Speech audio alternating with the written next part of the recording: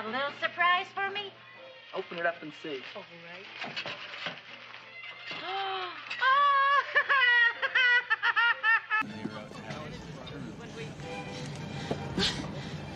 Hi! Good morning. Good morning. How are we? I don't believe it. Here. Now look here, where were you last night? Me? Why, Answer yes or no. What were you doing there? Doing where? Well, how do we know? Besides, I don't like your looks. Did you ever take a good look at yourself? Yeah. Billy!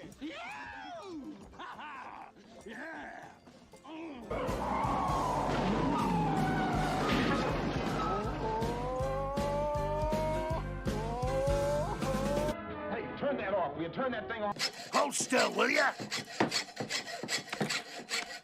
Does this help? Yeah, thanks.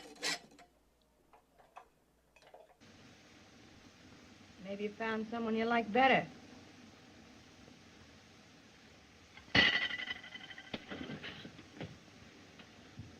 No, he's in the ambulance. This way.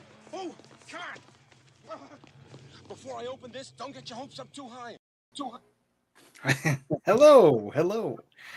So tonight we're going to be watching The Fifth Element. It's a movie that I absolutely love. I've been watching it since I first saw it back in the 90s. One of my all-time favorites, and it's one of the few steelbooks that I bought on purpose because the artwork is just so incredible on that 4K steelbook. So The Fifth Element, you guys, roundtable, where was the last time? Have you ever seen it? And when was the last time you saw it, if you have? Yeah, tons of times, man. It was a huge movie for me as a teenager. It really kind of exposed me to the whole like European comic art scene. And yeah, I mean, like, you know, before that, I was a big professional fan. So when I found out, oh, that dude is making this big, like, crazy sci-fi thing, like, I was all over it. And it's like I don't know, it's like a twice a year watch for me. Yeah. Oh, it's good. I mean, I watch it all the time. More than twice a year, but it's not like one of the ones that gets a monthly watch. Right. You know, I got the airplanes going again. I don't know if you guys can hear that. I just heard it. Yeah, it's like great. It's crazy. Like to imagine trying to make videos.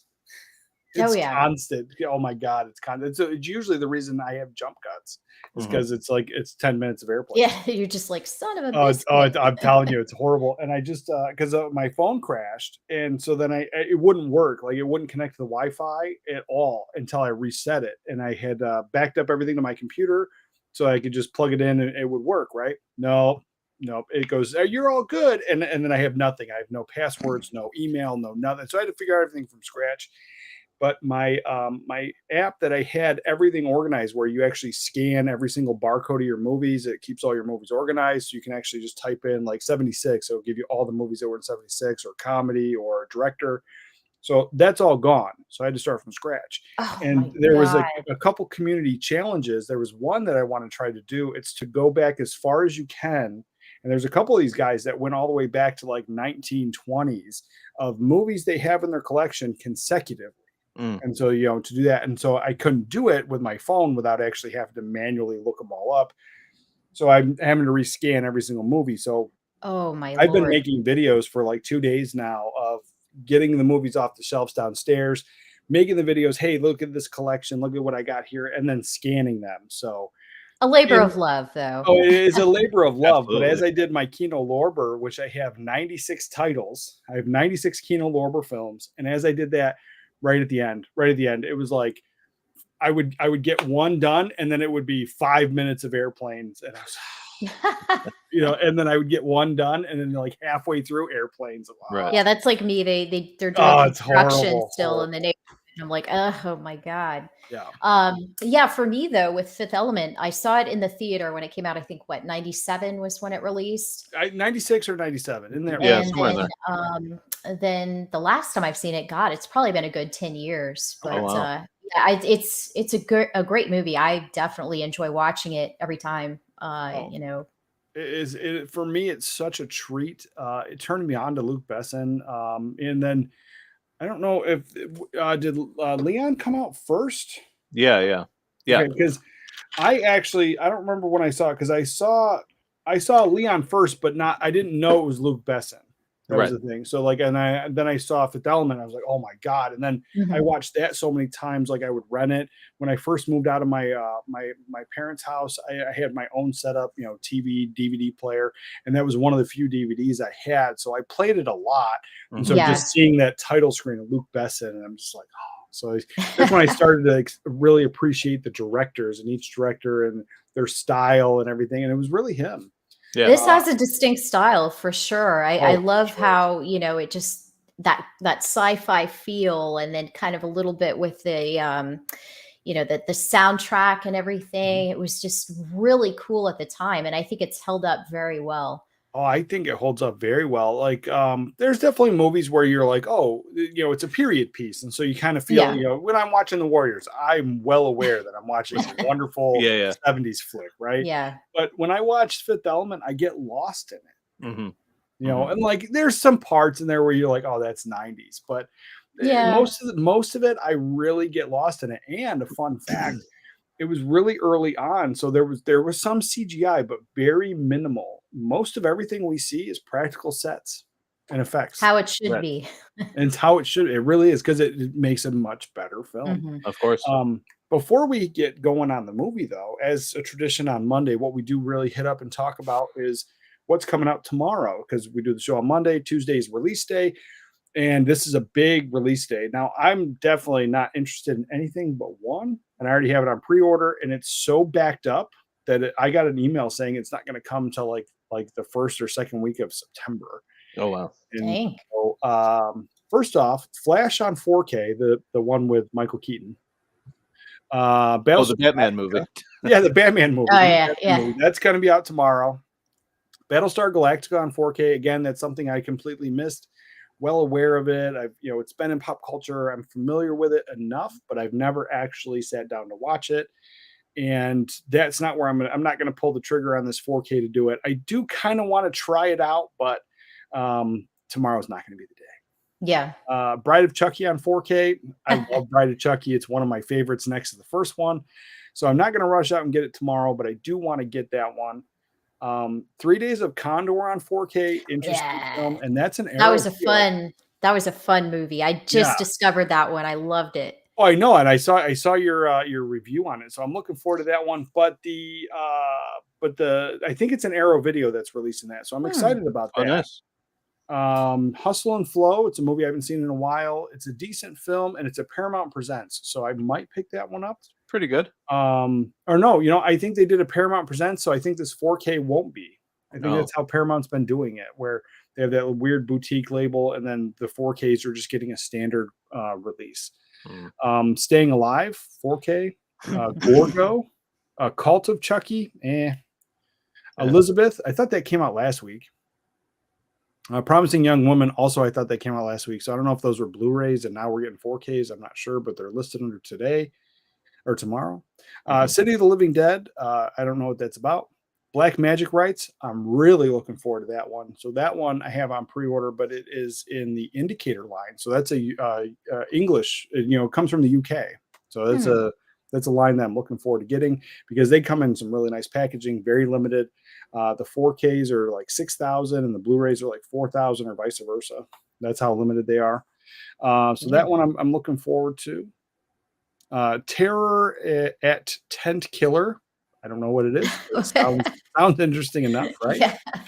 Infinity Pool, The Flash 4K Best Buy exclusive, care less, and Killer Condom from Vinegar Syndrome. Now, nice. That one is Killer exactly condom. What you think it is. It's exactly a condom with a hole in it. Well, the condom has teeth. Right. Oh my god! It's like the movie Teeth. It's one of those like Vinegar Syndrome schlock movies. It's exactly what you think it is. That's coming out tomorrow. Chucky 4 through 7 on 4K through the Shout Factory. Tale of Tiffany Lust. I don't even know what that is. And The Legend of Boggy Creek. Now that one is one that had been on my radar. Let me just double check it right now. Yes. So I can show you what this is. This has been on my radar. We saw the trailer a while back when we announced the August releases. And it's something that I'm interested in. So we're not going to play the trailer again today, but I will quickly show you the art. So this is what we got. Let's see. Yeah, so that's the cover art. That's getting to 4K. It's not a crazy phenomenal movie, but again, it's classic cinema. I'll definitely be picking it up. Whether I'm going to enjoy it or not, I don't know. But the trailer looked fun. So that's it. But again, it's not a day one for me. There's nothing here that was a day one, and anything I had was pre-ordered. So yeah. Anything for you guys? Anything that sticks out? Something you might want to see? City of the Living Dead, maybe. It's a Fulci zombie movie from like what was it, like 81 or 82. And I do like me some Fulci zombie movies, but again, it's not a day one for me. Okay, all right. Anything you, Abra? Anything that stuck out to you that was like, I gotta see that, like The Legend of Boggy Creek? That one, you kind of, especially when you just showed the picture of it, that kind of piqued my interest. The trailer is just classic 70s monster cinema. It looks fun. Looks yeah. fun. Yeah. And I don't think it's supposed to be fun. It's usually campy and fun. Yeah. Campy. I don't think it's supposed to be comedy at all. It looks like right. It's supposed to be, scary, whatever, but it's obviously not. Right. But that one looks fun for me. That's that. And yes, and so we did announce the other day or yesterday, the Arrow Video is doing those really awesome Barbarella sets. I have those on pre-order, and the exclusive Barbarella, which I don't have it yet, but it has this original movie poster art. That one you can only get through Arrow Video if you pre-order it through them. The other one is available on Amazon right now. So with Arrow Video, you pay for it up front. You get the pre-order. Amazon, you can pre-order it now. They don't charge you till it ships. So it's kind of an advantage. Yeah. But with that, let's go ahead and start this movie. So I have everything ready to go. It's in Cosima. And the link is pinned in the chat. I'm ready to go. Anybody that's watching on the back end, if you watch live with us every Monday, you can watch the movie. We drop the link. It's no big deal. But if you watch live or if you watch this on the back end, where you can watch this movie, let's see. I think it's actually only on Amazon right now. Let me double check. So it actually streaming through MGM Plus, MGM, Amazon Prime, and you can rent it and buy it through Amazon. So that's the only two places you can rent it right now. So on the back end, I don't know later on down the road where it might be, but right now it's on Amazon Prime for free and MGM Plus for free. All right, we got that. And let's start the movie. So yeah, if you are in the chat, go ahead and click that link. Watch with us. Keep this open so we can talk in this because I won't pay attention to the other chat. Right. But let's hit play right now. Oh, let's see. There we go. All right. Got sound? It's playing, but no sound yet. Yeah, I got sound. Okay. Yeah, I have sound too. Yeah, I'm not hearing sound. You have sound, Mike? Yes. Yeah, he has it. I'm not hearing anything yet. I mean, it's just like ambience, like the wind. Yeah, it's like the wind. There you go. Okay, yep. Okay. All right. Yeah, so this here, I love the sci-fi aspect of this whole thing. And for me, it hit all the right notes. And there's a little bit of it you can go, there's some cheese, but yeah. I completely forgive it, ignore it, accept it. Like, I don't know. It's just, I think this is a lovely film. Yeah. It's great stuff. Yeah, always have. Absolutely. I mean, it is what it is. Like it's a love letter to, Mobius so much that like he did. Uh-oh. What's going on? Ray says he has no sound. You guys have sound though? I can hear it now, yeah. Okay. All right. Okay, Ray's saying wait, there's sound. Okay. Yeah, I couldn't hear the ambient stuff for a while. It took me a while to be able to hear it. Well, thanks for hanging out, Ray. Always appreciate hanging out and obviously love this movie. So I love sharing this movie with anybody that is willing to watch it. Mm-hmm. This is another one of the ones my wife can't stand. She thinks it's dumb. That's a shame. Yeah.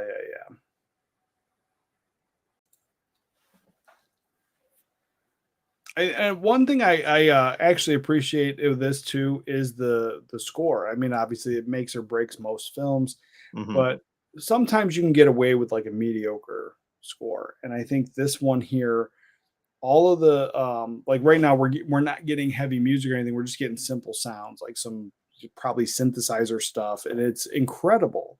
But Right. into any time there's like a little bit of music and stuff, you're not bombarded with actual music, like people singing, Mhm. until we get to the opera scene and Yeah. there's that. And so it's something I've really appreciated where a lot of the modern films you're getting just, copy and paste music from the radio into the movie. And it's just, Yeah. sometimes it works and sometimes it doesn't. And I Yeah. just really love this 90s, cinema. I thought it was great. Yeah, as we've talked about, like all the wrong lessons from Tarantino, like just throw in pop songs and that's the soundtrack. It's like that's not how it works. Yeah. Sometimes it's acceptable, but like there's that one I've never seen it. I refuse to watch it. I think I own it on VHS though. That Mhm. one with A Knight's Tale, the one that plays Low Rider. Oh yeah, that one it's so awkward. I like the story, but it I hated really the trailer because I it's heard weird. Lowrider. I'm like, absolutely not. And I've Right. never seen it since it came out. And people have told me, off and on, it's a good movie. You should watch it. I'm like, absolutely not. Mhm. Yeah, it is a good movie, but the soundtrack did it no favors. Yeah.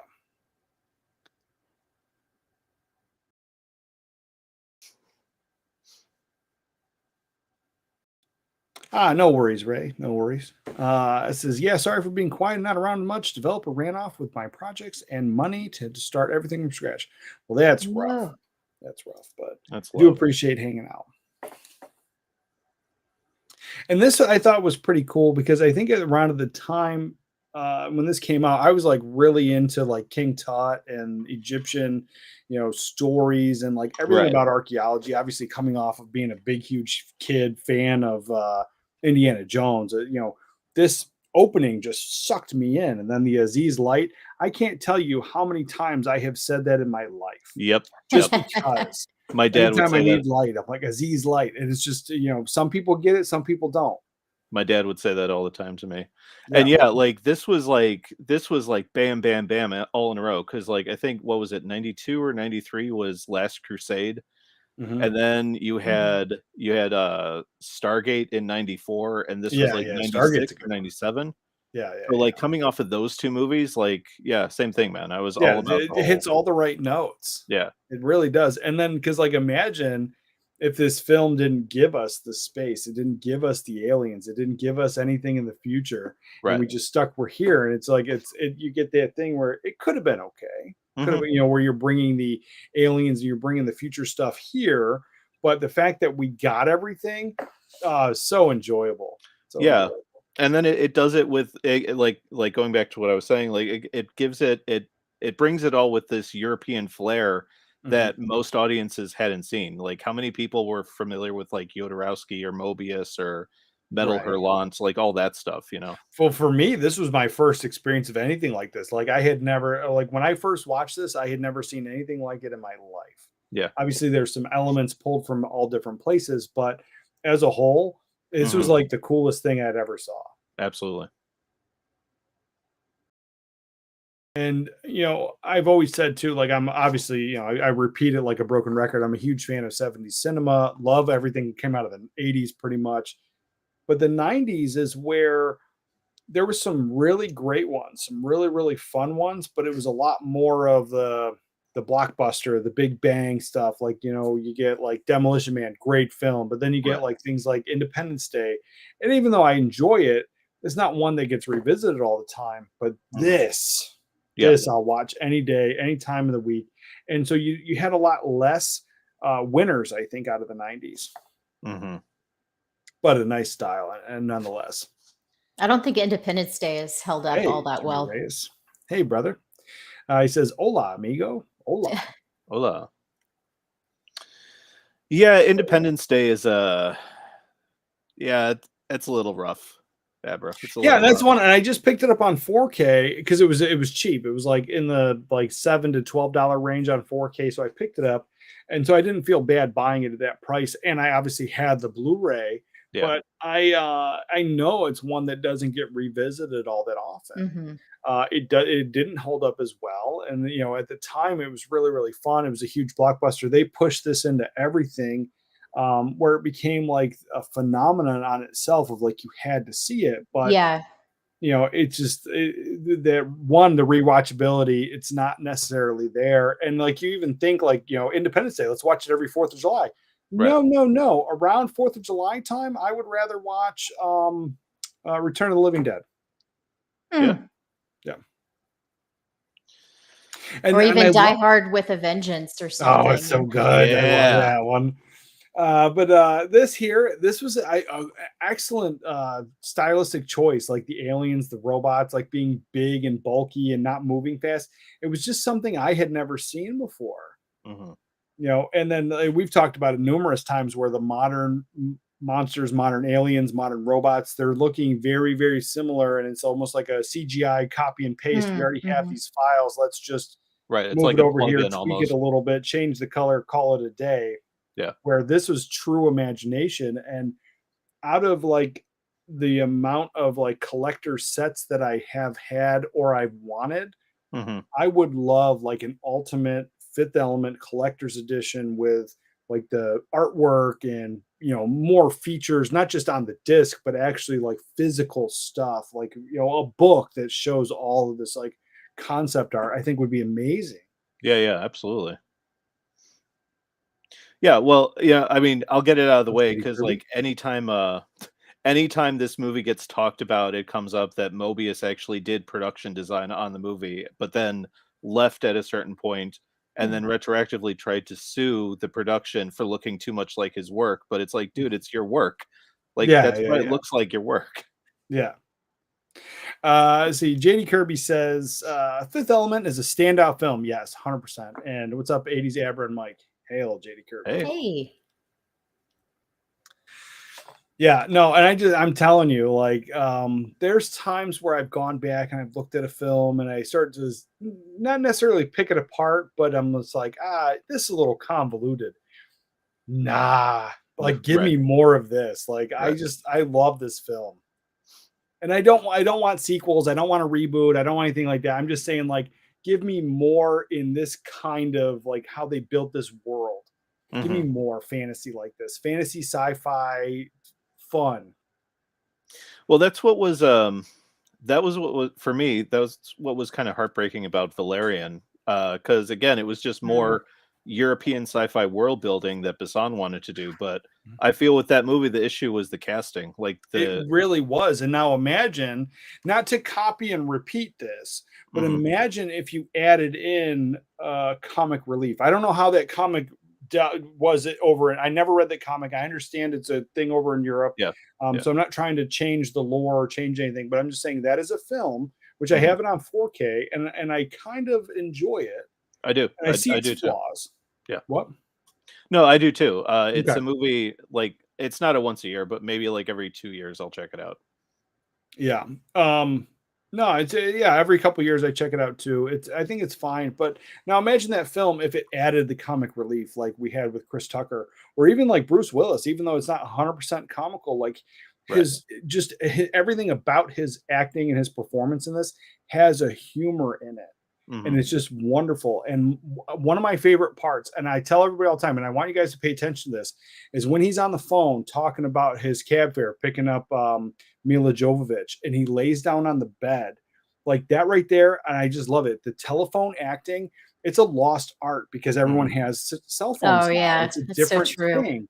Where telephone acting, it was different back then. And you just watch Bruce Willis's face, his expression, like he starts imagining so it makes me feel that he's really talking about how dreamy she was, like just his facial expression. So pay attention to that. And just, I'm telling you, that for me is superb.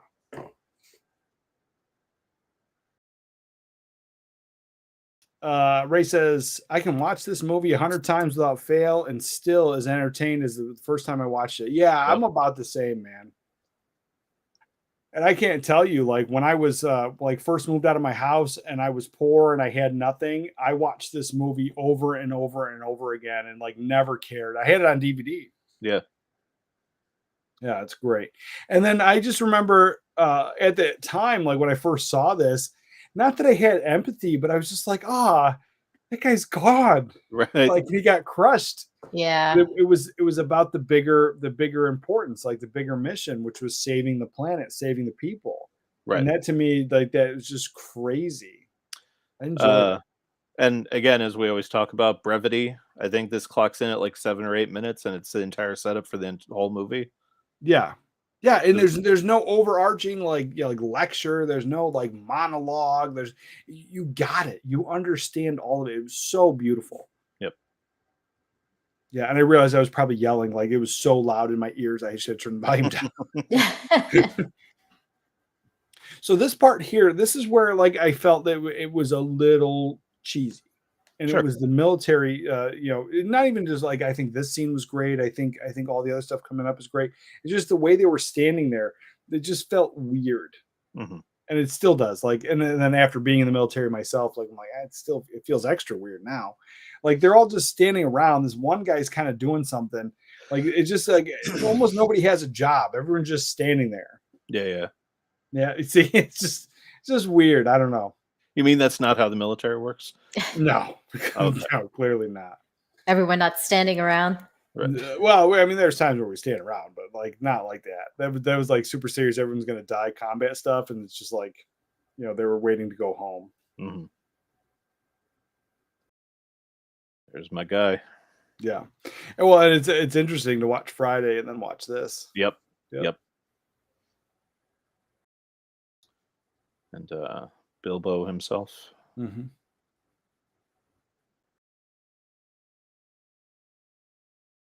Ian Holm, like, what a career, man. Oh yeah. Like, he's kind of the ultimate that guy actor, but at the same time, he has some of the most iconic roles in like all of film. Oh, for sure.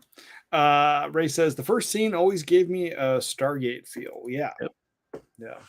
I mean, obviously, it's like the whole Egyptian thing. It's there.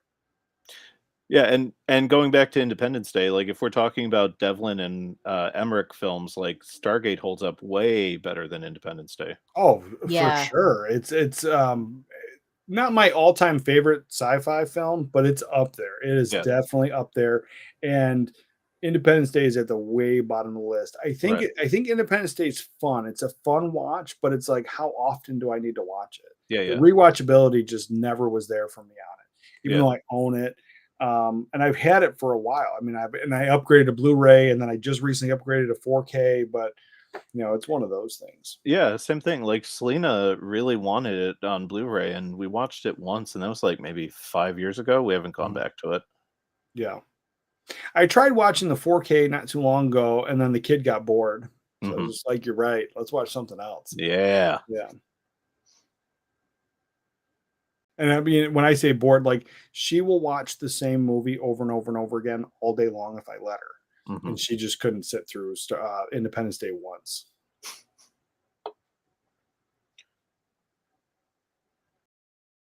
And then something about like the lighting, the color schemes, like everything about it just added to something. It's like, again, it's something I had never seen before. Yeah. And again, you get those European influences. It's really interesting. And then the whole like the purple room. I remember at the time I was just like, that's weird. But now I'm like, it would be weird without it. Yeah. It would be boring. It would be Yeah. Could you boring imagine if the whole set decoration for this movie was just so bland and modern? Like how much it would flatten the entire movie. I would ruin the entire experience, I think. Be like the IKEA minimalist or something. I guess. Yeah. If they like CGI'd like all the like the modern spaceship stuff and threw it in this scene, it would really ruin it for me. Right. Like just picture like Netflix production value. Oh God. Yeah. It's just it would feel cheapened is what it would be. And a very similar thing is like talking about it. That scene in the first Venom movie where they're doing the shuttle launch, but then everyone's in the mission control room and how static and boring that felt. But you think back to when you watched Apollo 13, when they were in the mission control room, just the quality difference. Yeah. And because everything over there was the modern equipment, the modern stuff. And then, like you mentioned, minimalistic IKEA feels what it felt like. Mhm. Yeah, just very bland and flat. This was amazing. Like the black goo coming out of his head. Mm, Yeah. It's crazy. yeah. Bruce Willis at his finest. He had hair.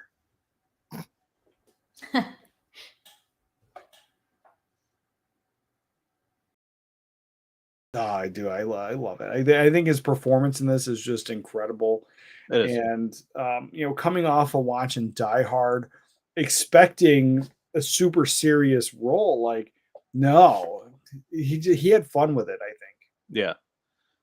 Yeah, there's like bits and pieces of Hudson Hawk in here. Oh, 100%. And I love Hudson Hawk. Yeah, man. That's something we gotta watch one day. Yeah, we'll have a Hudson Hawk conversation someday. Have you ever seen Hudson Hawk, Abra? Yes, it's Okay. been a hot minute, but yeah, It's a fun film. It's was not a for lot of fun. everybody, but it's a fun one. Mm-hmm. And I love this is how what they everything- want us living in. Yeah, no, that's an interesting thing as you look at like what they constantly push for, and you watch these older sci-fi films, and you're like, oh, really? Right. And then the cigarette, if you notice the cigarette, the filter's like All that big, filter. and yeah, there's like that much cigarette. I love the nearsighted cat. Yeah.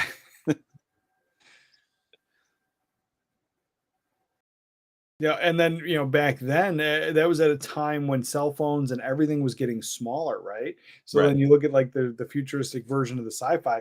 My phone now is like 1,000,000 times bigger than his phone, and this is just the regular standard. This isn't even the max. Mm-hmm. So this is one of those things.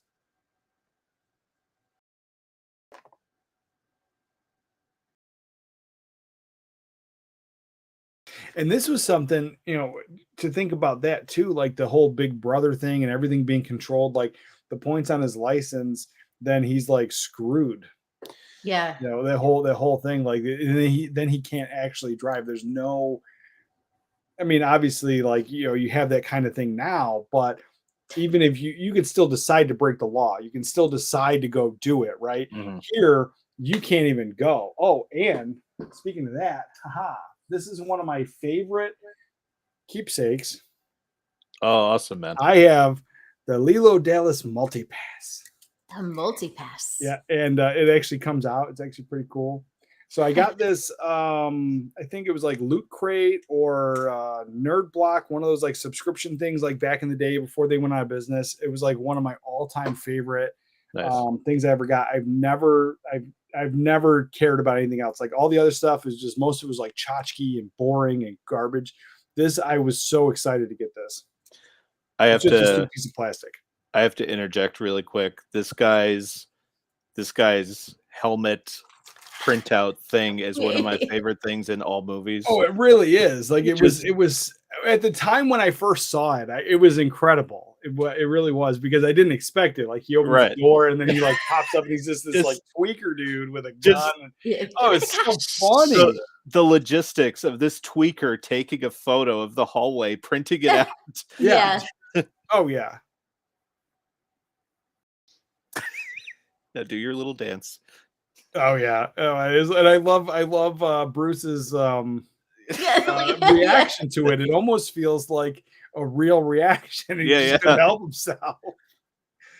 I like to think that they didn't even tell him what the setting was No, gonna no. be. That'd be hilarious.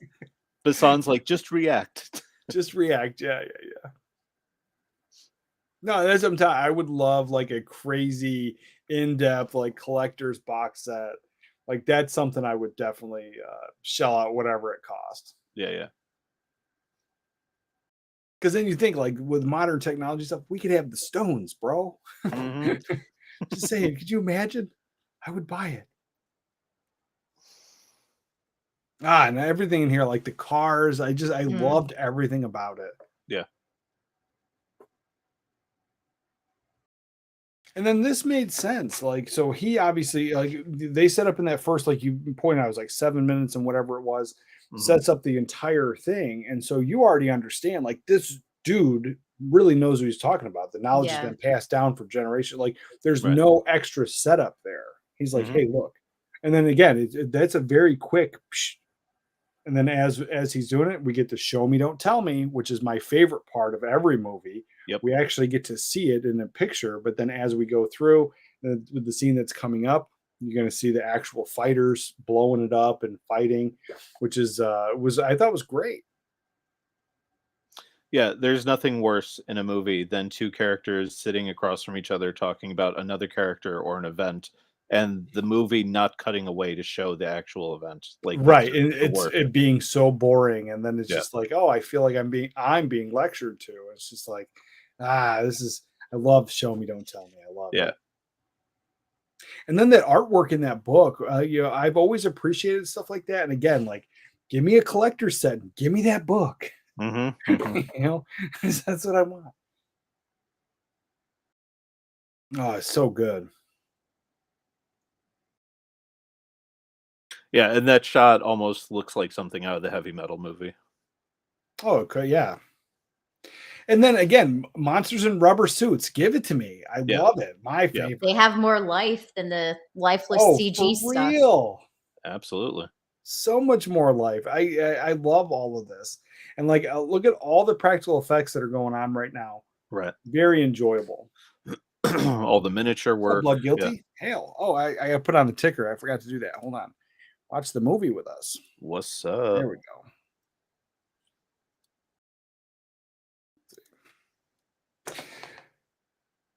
Yeah, I mean, that part was probably CGI. It looked a little wonky, but the rest of it seemed pretty legit, and I was really enjoying every bit of it. And again, though, you have like the purple shining on the wall back there to give you that lighting. Just an interesting thing. Mm-hmm. And I mean, I'm still going back to the first time I ever saw this. Like, we just went from, the desert like a million years ago, right? And then now we're in the future, and then we have everything that's going on there, and then we have the explosion and the aliens, and now we're looking at, Gary Oldman. Yeah. He looks so ridiculous. Give me the stones. And like, think about Oldman's career at this point, like going from Dracula to The Professional to this, like just 3 bangers in a row. Oh, I know, right? And he was amazing in The Professional, right? Yeah. But then this, I just always laugh because he's the originator of the side shaved haircut. Yeah, he is. Oh no. Yeah, you're right. And Blood Guilty says, "How's everyone doing tonight?" Doing excellent, my friend. Doing all right. Good. Pretty good. And this right here, this was pretty cool. Because now we're getting an explanation really quick. Again, nobody's coming across like superior than the next. He's just saying, "Hey, look, this is just cool," and he's geeking out and nerding out over this, which again gives me a much better experience than giving a dry. This is what we're gonna do. This is the procedure. I just enjoy it. Yeah. And then obviously Mila Jovovich, and you get like a little glimmer, a little wink, as the straps are coming across. It's great. Yeah, and like, I remember, like, I don't know when this came out. I was like 13 or whatever. I had a smile on my face that day. Yeah, like 14-year-old Mike was like, "All right." Yeah. So was Abra. Yeah. A little bit.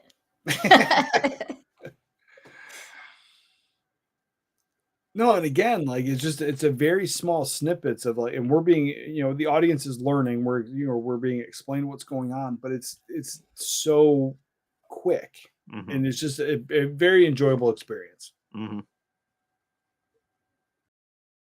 I do like the fact that he's geeking out over it. I think it's a really cool character. Yeah, there really aren't any lulls in the pacing, but at the same time, it doesn't feel like it's just trying to rush through the beats. Like, it's just really well paced. Yeah, no, 100%. Like, this is back in a day before I ever thought about. I just enjoyed movies, right? So there were movies I didn't like, there was movies I loved, and then there was some in the middle, and so that's where they always were. I never had this. Oh, there's that crappy CGI. Yep, there it is. But yeah, it's fine. It's fine. It works. But then now I've definitely had that experience where there's a lot of movies now. I'm like, well, this is how this could be better. I'm trying to fix it. I can't even do that to this film. Yeah. When I first saw it at the time, like that thought never even passed my head. I'm like, this is what we got. This is incredible. I love the cast. There is no person here that I would change casting I enjoyed every single one of them. Yeah.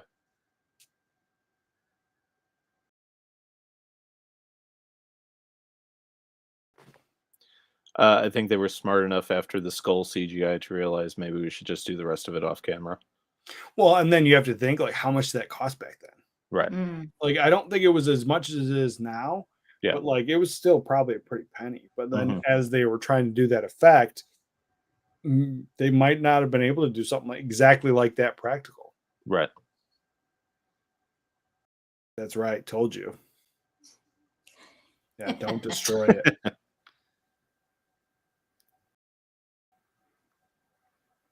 All right, mouth breather. Yeah. Just slack jawed. Stupid bands. And then her she's running through with that outfit and the bands. Oh, it's iconic. I was like, out of all the statues I have, I would like that statue. Yeah.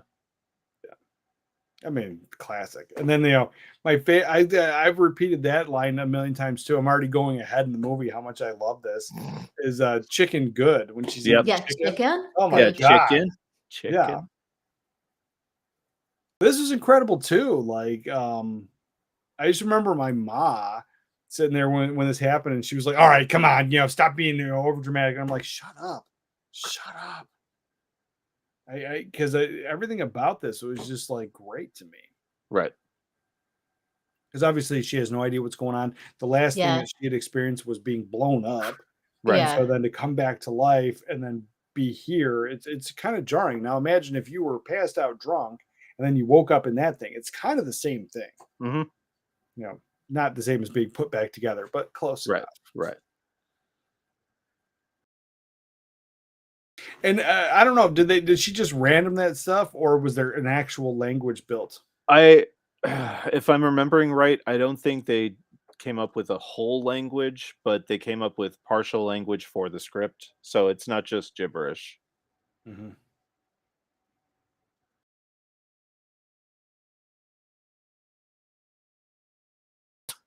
Because it does seem not really like Pig Latinish, but it seems like there is some kind of something there. Yeah. I mean, obviously, I don't know what any of it is, but it didn't sound like random gibberish. Right. It definitely seemed foreign, but like not, It doesn't like my kid walks around speaking gibberish sometimes. She thinks it's funny.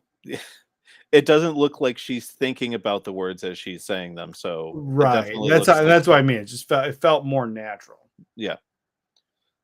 And then again, this is you go back to like everything that's always said about modern films and stuff. She's a female badass, and we love it. We love it. Yeah, there's a reason for it, though. You know. Yeah. 100%, because it fits. It fits, and there was never like the back end, like the fans being lectured. Right. Yeah. Slay Queen. Yeah. Exactly. None of that stuff. It's just so enjoyable, and I'm just saying, like, I can't tell you because it was my oldest daughters started to repeat that stuff like when it was starting to come around. I was just like, absolutely not. Let's watch these films. And so like having to show them Alien and this and like a million other films to prove it wrong. It's crazy how this stuff is it's so easily not just forgotten, just pushed under the rug. Yeah. Well, it's a bit of both, man, because it's like, I know I've said this on here before, but it's like it's that thing where the people that we're talking about who say this crap, like they really don't take into account anything that existed before they were born. Like that's how narcissistic the mindset is. It really That's is. so true. It really is. Because I go back and like I adore films from like the 30s and the 40s and the 50s. Like I really do. I just went through this entire giant pile of Kino Lorber films, and I made a video. I'm not posting it yet, but when I post it, there's definitely films in there. I'm like, black and white. I'm like, I absolutely adore it. It's just one of those things that like Fred Astaire. Give me a Fred Astaire, Ginger Rogers film any day. Right. And so like I just don't understand it. Being born in the 80s. Like none of that stuff, not only was it way before my time, none of it was considered cool or popular, ever when I was alive. Yeah. Yeah. I mean, like there were certain older films and like even genres, like I wasn't really into Westerns till I got into college. Yeah. But like Western comedies are good though. It's true. But like as a kid and a teen, I wasn't like, oh, that stuff has no value. It's just, Mhm. oh, that's not for me. You know? Yeah, right. No, and you still maybe it's not your wheelhouse, but you're still aware of it. Right. You Right. know, if you know, it's like literally walking around and not knowing Dirty Harry existed. Right. You know, it's the same kind of mentality. Like it was part of our life, even though you did not enjoy it or did not watch it. Like you knew Dirty Harry, you knew all the Clint Eastwood westerns. Like I know Dirty Harry's not a western, but Right. that's the one that kept coming to mind. I'm telling you, give me that statue. I love that outfit. I love it. I know. It's fine. I've got problems. It's great. It's great. It's fine. Even the dirty hands, I like that. But this scene, this painting, I would love this. Mhm. I would love this framed up in my house, like that scene, her diving off. That's why I used it for the thumbnail. It's my all-time favorite. Right. I mean, if we weren't a part of that generation, I'd say it's the slave Leia costume of our generation, but we were a part of that generation too. Yeah. It's slave Leia adjacent. It's fine. Yeah, there you go. Adjacent. Yeah, and I'm telling you, I dug the orange hair. Like it really, like I don't know. It's before It was before the mental illness. Yeah. people took Yeah. over. Yeah, I was gonna say before danger hair was a thing. Yeah. Because it was exotic and wild, and it didn't come with Yeah. a whole bunch of crazy. Right.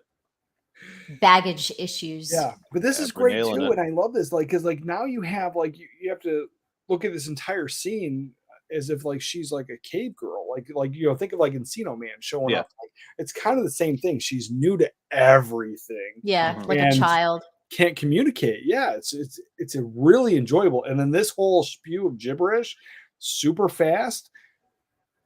You can't tell me that like Sook, she didn't sook. memorize that. Yeah. Like how much rehearsal was there for that?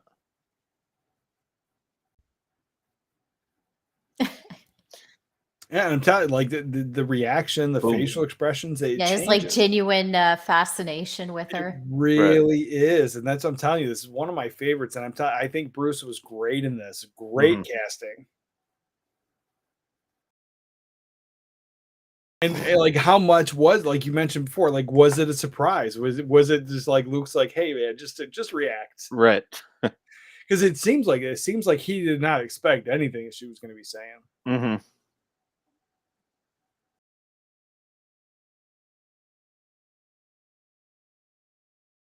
Oh, so good. And then this is another one too that I think they did much better. And this one was in your face, but it was the product placement. So you had like the McDonald's, like yeah. giant billboards, like McDonald's. Then you had the McDonald's train. Like Yeah. it is in your face, but it worked. It does. still worked. Like it felt like it wasn't in your face. Where now it, you know, obviously Wayne's World like spoofed on it, and made fun of it. Most everything just feels like purposely in your face, like position. Like you see a bag of Doritos on the thing, obviously it's there. You know, the phones, all of it just being like, look at buy me. Where this did not feel that way. Yeah.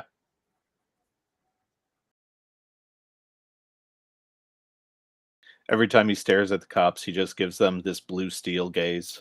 Mhm.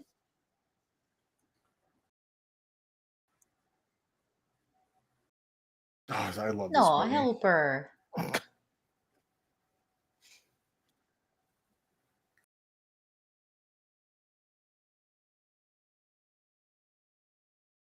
Ah, so good. And then like how the police are like all dressed up like militarized. It's just a weird, fun, like future sci-fi. It's just, but at the Yeah. same time, like I don't want that in real life. Right. Like I don't want my police like looking like Terminator tanks. Yeah, Mhm. terrifying. It is very terrifying. Yeah.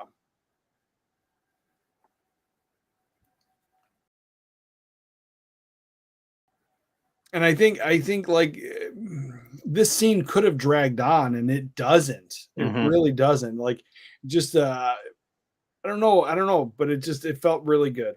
Yeah.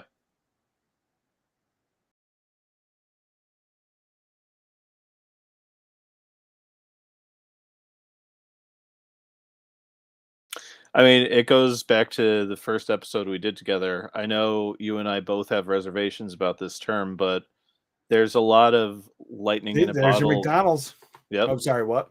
There's a lot of lightning in a bottle qualities to this movie. Yeah. I don't think it's exactly lightning in a bottle, but I agree. It has a lot of qualities there. But then, yeah, he's flirting with a McDonald's chick, like, and like it's in your face McDonald's, but it didn't feel that. It Right. never did. Right. Although I Whoa. want McDonald's now.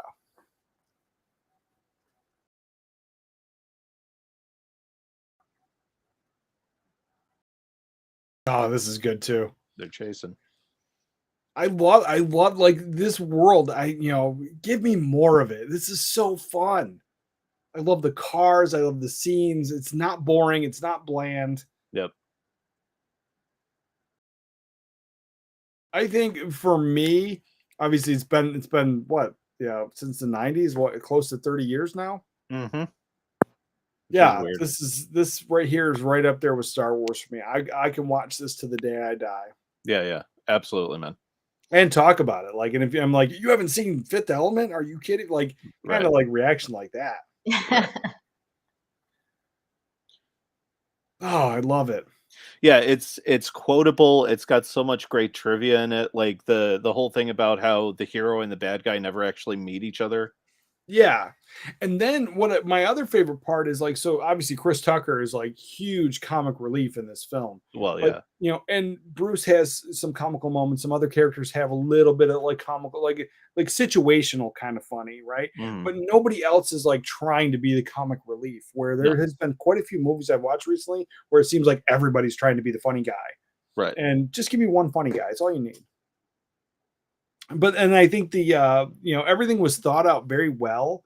Mm-hmm. He had the jammer, so then like instantly they think he's a car thief, but then like the response to that is shooting him to death. It's a little wild, right? With cars flying past him. Yeah. There's no regard for life. It's just the rules. Got to follow the rules. I love this too. She's got to be mad at him.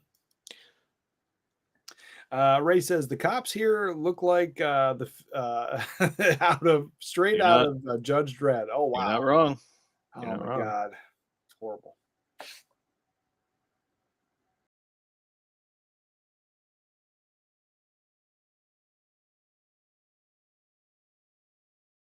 I really do. I dig the cars, man. Like they were just such a cool design.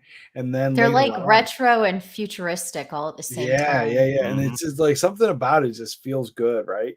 And then like my favorite of this whole thing, we haven't seen it yet. Again, I'm jumping forward because I'm so excited.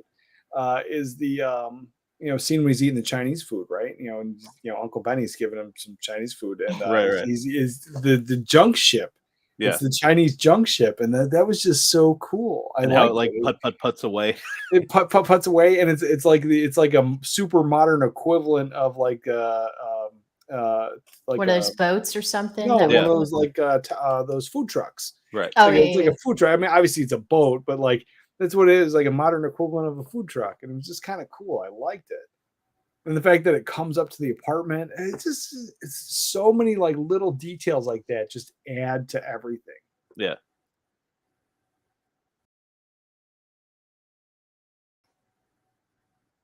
I mean, she looks like she's dead. He's like, yes, congratulations.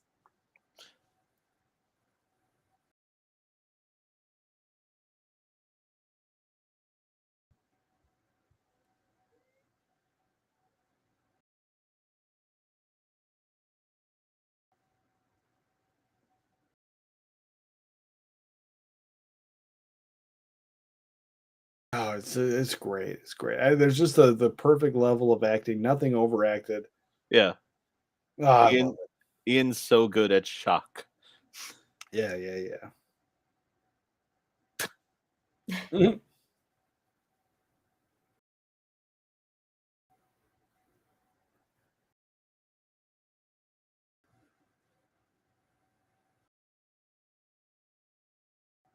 Oh, he's so good, man.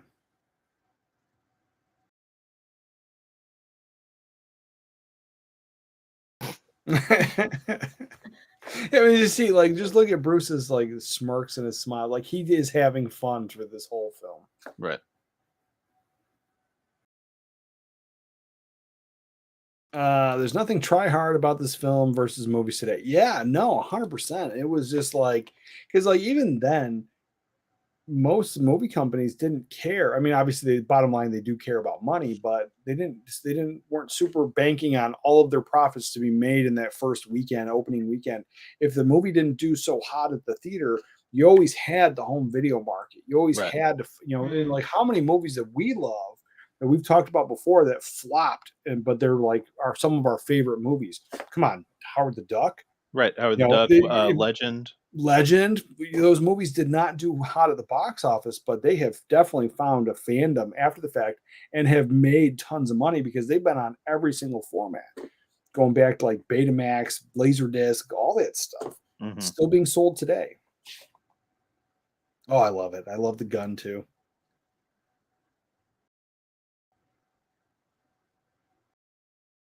Although like his license looks like a cab.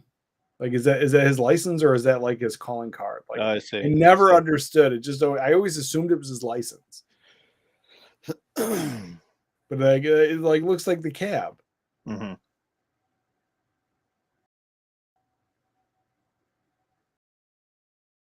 And oh, the set design in here is amazing.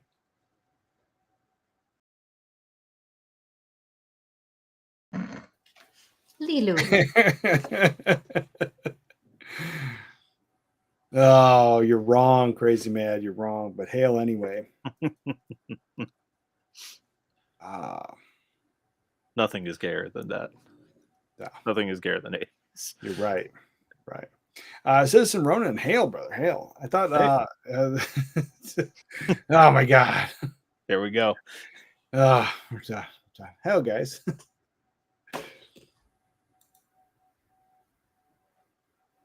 Oh, I do love this film.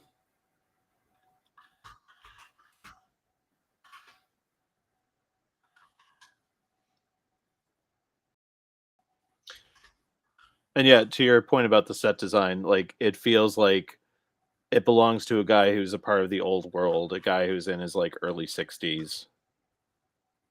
Yeah. Like it doesn't feel like the other apartments in the world that we've seen thus far. The other living spaces. No, 100%. No, it's like, so when I was a kid, when I first saw this, I just assumed because he was like some kind of priest or whatever, like he, had that. But then I was like, I looked at it from a different perspective. I said, oh, he's older.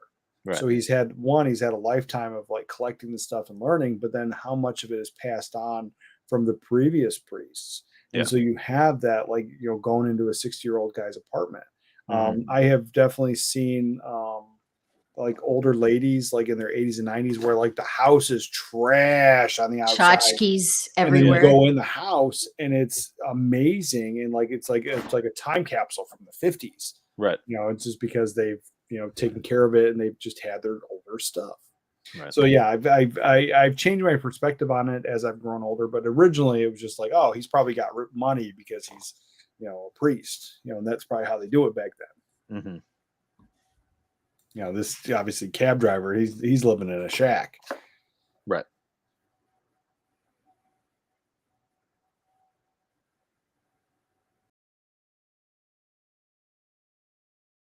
Yeah. Now this, I'm telling you, watch this whole scene, like his facial expression, everything.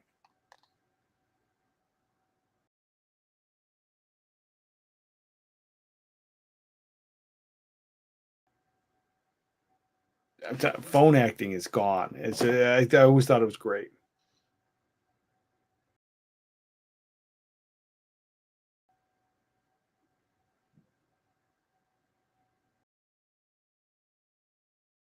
Right. And he's like, as he's speaking about her, like you think like he's really like in love with this broad. Mm-hmm. And I love the hard cut to just her eating chicken. Yeah. Oh yeah. It's great. Yeah. She's perfect. And she's like, oh, it's great too. I love that. Yeah. The amount of chicken bones that just went She could eat. Yeah. Yeah. She's a keeper, guys. I love this. Chicken.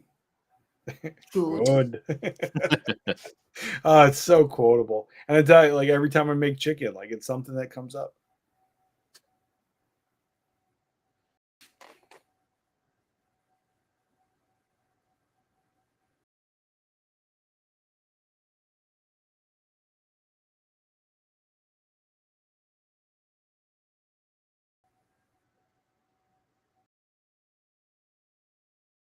And then obviously I know what happens, but like this was not a mystery, but it was like, oh no, like sometimes you really, really see it coming.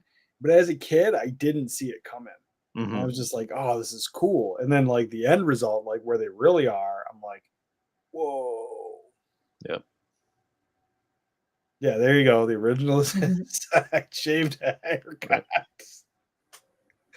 Complete with protective plastic casing. Yeah, you got to protect that head, right? Oh, Gary Oldman is so good. I mean, we don't have like really great character actors anymore. No. Like, you know, you have some of the old guys, but like tell me a modern character actor. Right.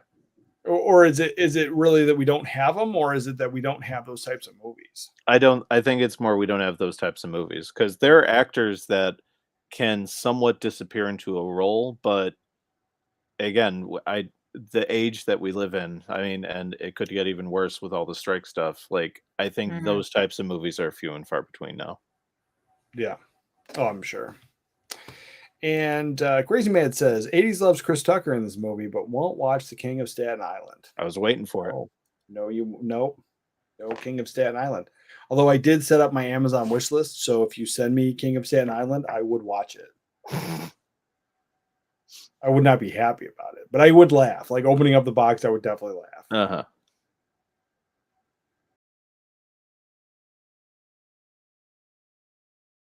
I love the rubber monster suits, man.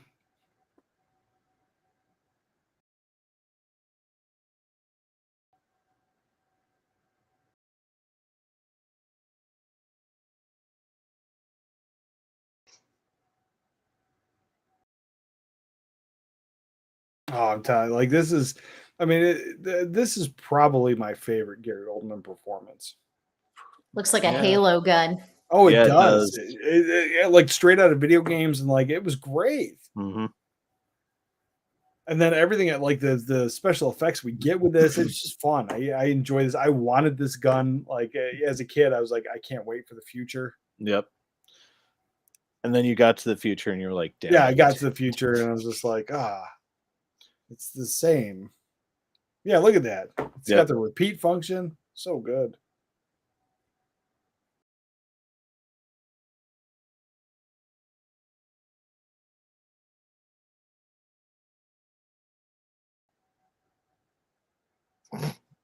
Yeah, very practical.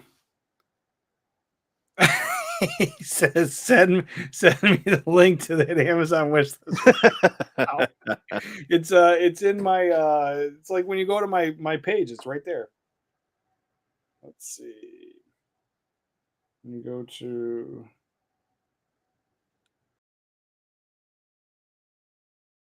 I love the golf clap. Oh, it's great.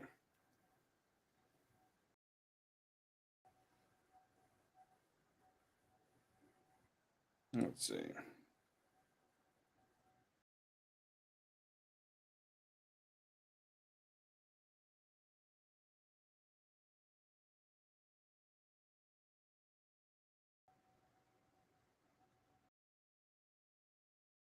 And I love the cut to that. Her laughing is just great. Yep. Where are the stones?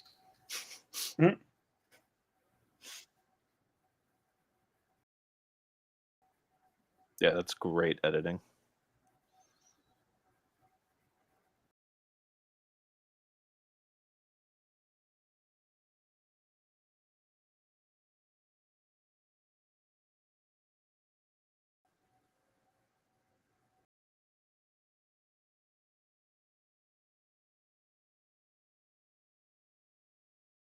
Dot.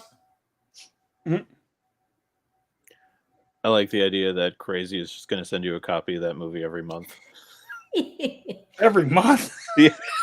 What is that now? It'll be like Red Letter and Nuki. You'll just have a stack of them. Oh my god. Yeah. So if you go to my homepage, it's right there. Like that link right there. And then because I've had people like not a ton of people, but I've had people ask if I sent something and they wanted me to set up a PO box, and I was just like, I set up a PO box, and some people I've given my address to, but some people I'm just not gonna. So I set up a thing.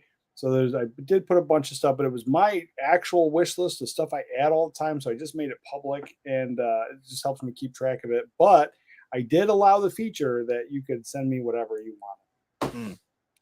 So if Crazy Matt abuses it, it might go away. Because I plan on opening the stuff up on here, and then I just have a feeling I'm not going to be able to open up anything. It'll be not safe for work. It'll be all like adult films. Yeah, it'll be horrible. It'll be like the killer condom, but like the real one. Right. Oh, I love this too. Yeah, rubber monster suits. Give them to me all day long. Mm-hmm. 80s has a homepage. Is that legal? Yes.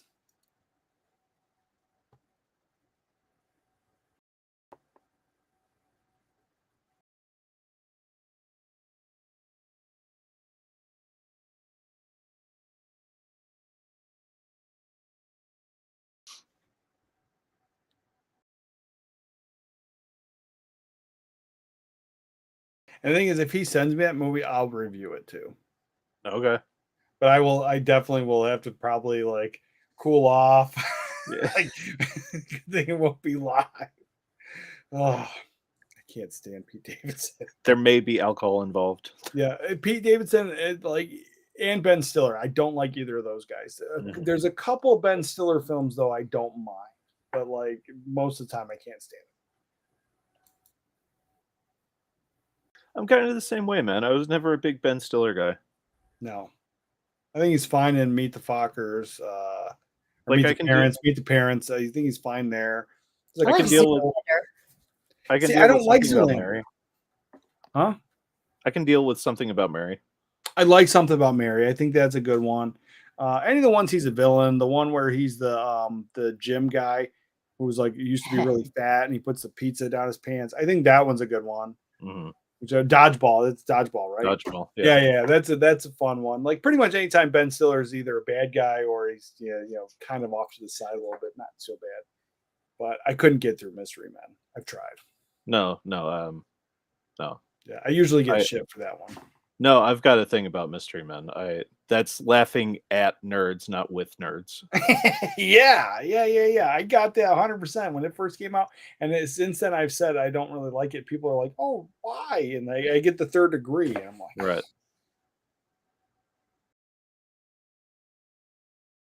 I love this part too. This is just great how he displays like the robots and everything, and then just that simple humanity that comes into play.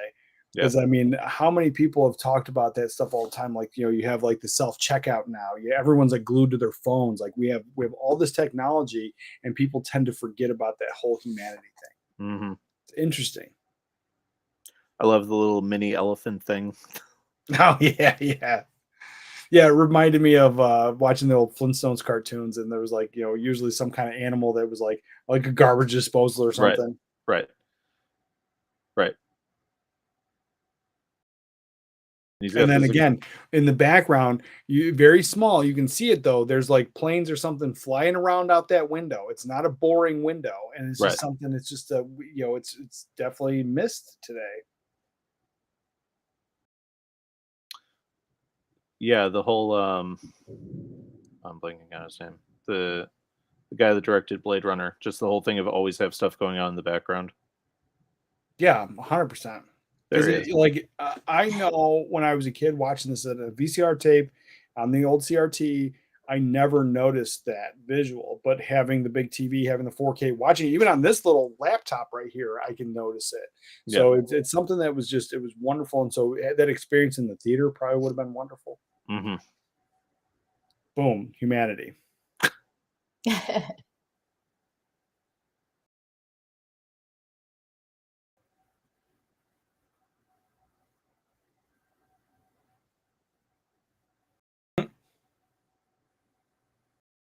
I love that.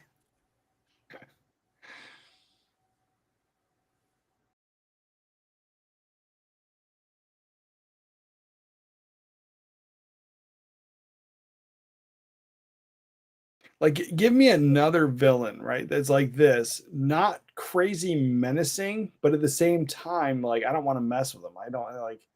Right. He's like cunning and sly and sleazy. And yet they just showed him as fallible, and it doesn't ruin his character. Not at all. Not at all, because he's still kind of a prick after the fact. Yeah. Yeah. Where like if that was another situation, the response would have been like he still would have killed the guy. Right. Thanks for saving my life, but you're gone. You know, like he's that kind of villain. Give it to me. Yes. Mm-hmm. I do kind of find it funny that the black president, everything around him is purple. I just kind of secretly think that's hilarious. Now that I've told the world. And this guy, what's his name? Tricky? He's like some hip hop guy from the UK. Oh, I don't know. I kind of suspected, but like I never knew. Yeah. Because he's been in a few things. Yeah. I am.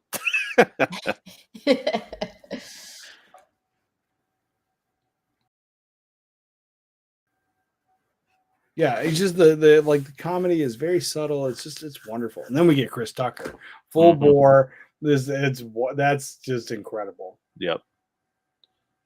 Yeah, Uncle Benny. It's great. We gotta watch Lethal Weapon now. All right.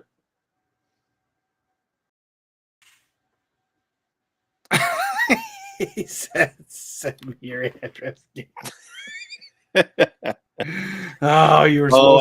I see, because you have to. Yeah, you have to add it to your wish list. No, I think he just bought it and he's going to send it to me directly. Uh-oh. Yeah. Oh, my Lord. Yeah, the whole point of the wish list, though, was to like get stuff that you want. That I actually want. Right. All right, where is it?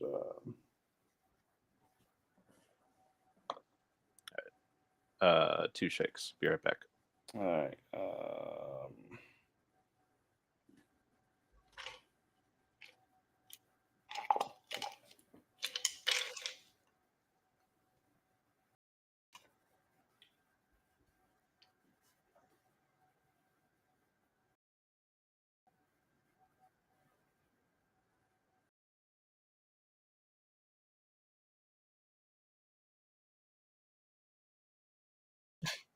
I do. I really do appreciate it. Yeah. It is great.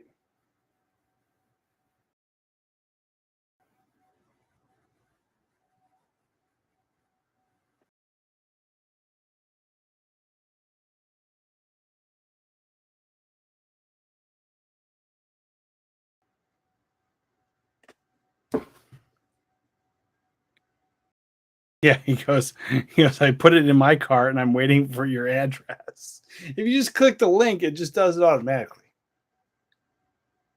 He wants your address. I know, he wants my address. He's going to send me some stuff I don't want.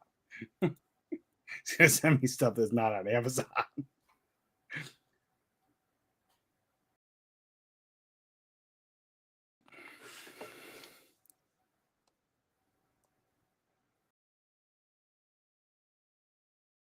Oh, she's ridiculous. And then I do love the Leia hair with her just being like, Helga, Russian, giant weightlifter lady.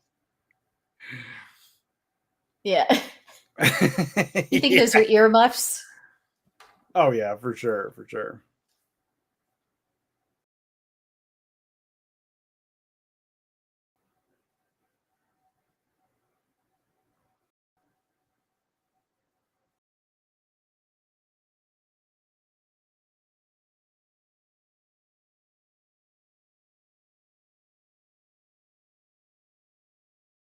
Dang.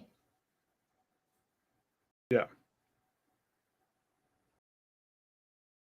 And so when I was a kid, I definitely had that mentality. I'm like, that's nonsense. Like, he's out, he's done. Like, they can't do that. Oh no, they can. So after I got out, there was it was total time. So I did 6 years in the military, right? But their total time was 10 years. So I had 4 years like that they could call me out anytime. I was technically like backup reserves. I didn't have to go anywhere or do anything, but I was technically there. But then there is like something in there where they can just grab me up now. kind of frightening, isn't it? Not so much, but yeah. I mean, it's like it's not really there, but in the back of my mind, like that mentality is like, kind of glad we're not in like Vietnam. Well, you're just hoping they don't send our people over to the Ukraine. Oh my God. Yeah, I'm not going there. I'm too old now. Yeah. He's going to send me some stuff. Stuff I don't want. Yeah. I already know. Don't open the box. Yeah. I'm gonna laugh, but it's gonna be something like the whole point of it was like people were asking to send me stuff, but then I was gonna open it up on video and stuff. I feel I'm not gonna be able to open it. No, you're not. No. This is great though. I love this. He shoves everybody in the fridge, but then she's in the shower or she was in the she comes out all wet.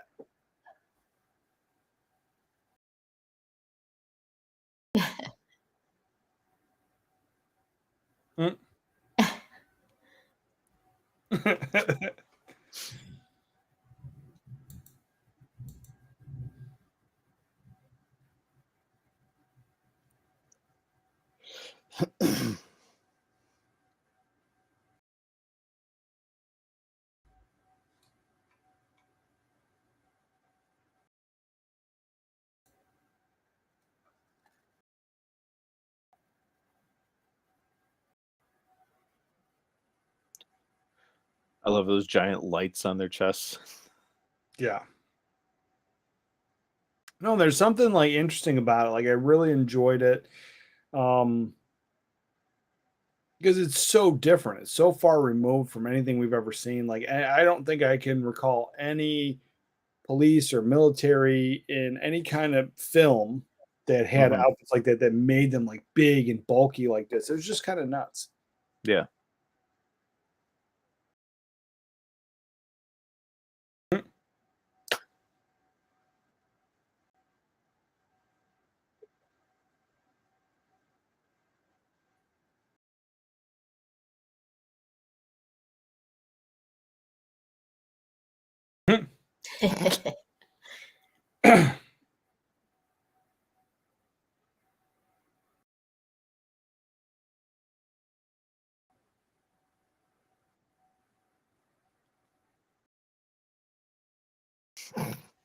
Wrong answer. Yeah, wrong answer indeed. He goes, it'll be video friendly, I promise. Doubt. Yeah. It's gonna be like I don't even know. It'll be the ultimate Davidson care package. Yeah, it'll be a Pete no. Davidson gift basket. Yeah. Sprinkled with Taco Bell. Oh my gosh.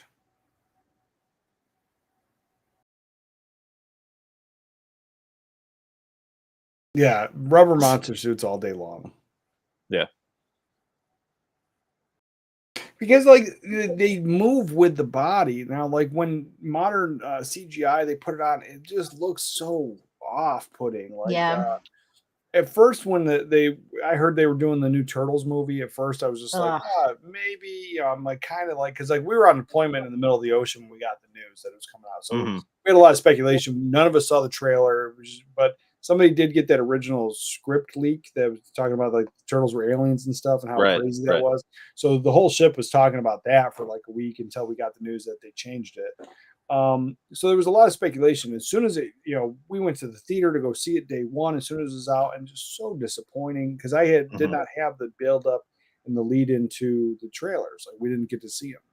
So when I finally saw the turtles, impressive, but also disappointing at the same time. Huh? What'd you say? I was just saying, were you like, what the hell is this when you saw their faces? A little bit, yeah. That's what I'm saying. Like it was impressive, but at the same time disappointing. So the technology and the stuff they did was kind of cool, but at the same time, give me the monster suits, give me the rubber turtles, give me the foam, because it moves. It's something about it not just feels more natural, but it like gives it life, whereas CGI doesn't. And we got cat orange whistling. Yes. I don't know what emoji that is, but yes. I believe you, crazy man. I believe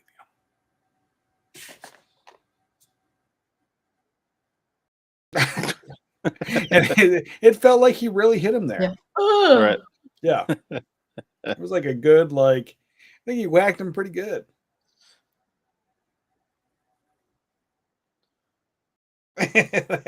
Frozen, which is great.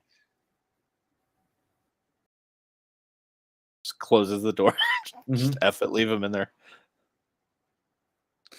Oh man, he says the Fifth Element doesn't hold up. I think it does, man. I watch it so often. Still love it. Oh, I do. I love it, man. Sir. Yeah. Yes, it does. Oh, but hell, brother. I mean, but obviously, teach their own. Yeah, I was just gonna say, like, that just like that's always been the thing with the Fifth Element. Like every time I bring up the Fifth Element, like 2 people love it and like 4 people hate it. Really? Yeah. Yeah. I know my wife hates it, but I don't. I love this movie.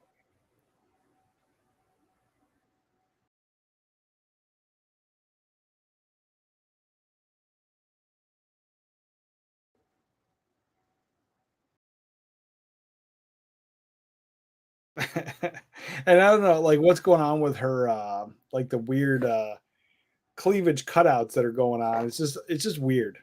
Yep. Because like I want to look, but now I don't want to look. You know, it's like one of those weird things.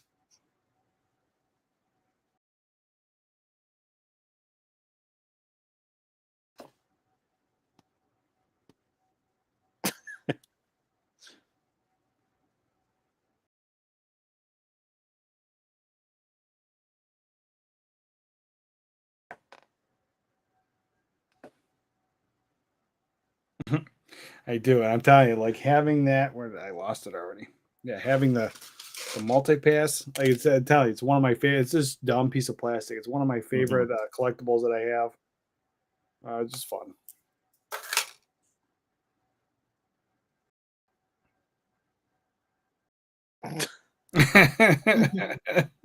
She knows it's a multi-pass.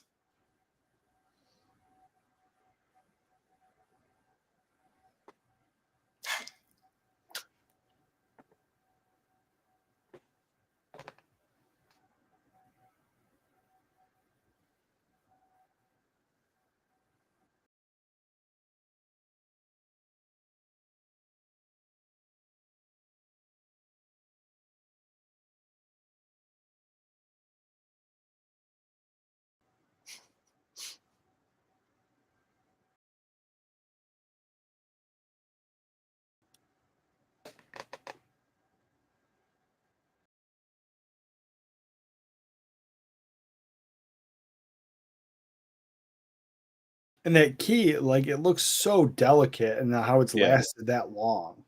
Right. Oh, she was popular at the time. I remember, like that was a real tattoo on her head. She was a model. Oh, okay. I don't know, like I don't know if she was like a European model or anything, but I just recall like that being a thing. Mm-hmm.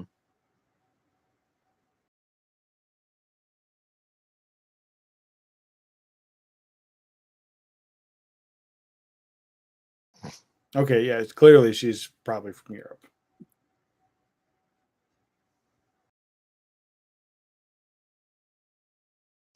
Here he comes. Oh, I know. This is my favorite. Ruby Rod. Super green.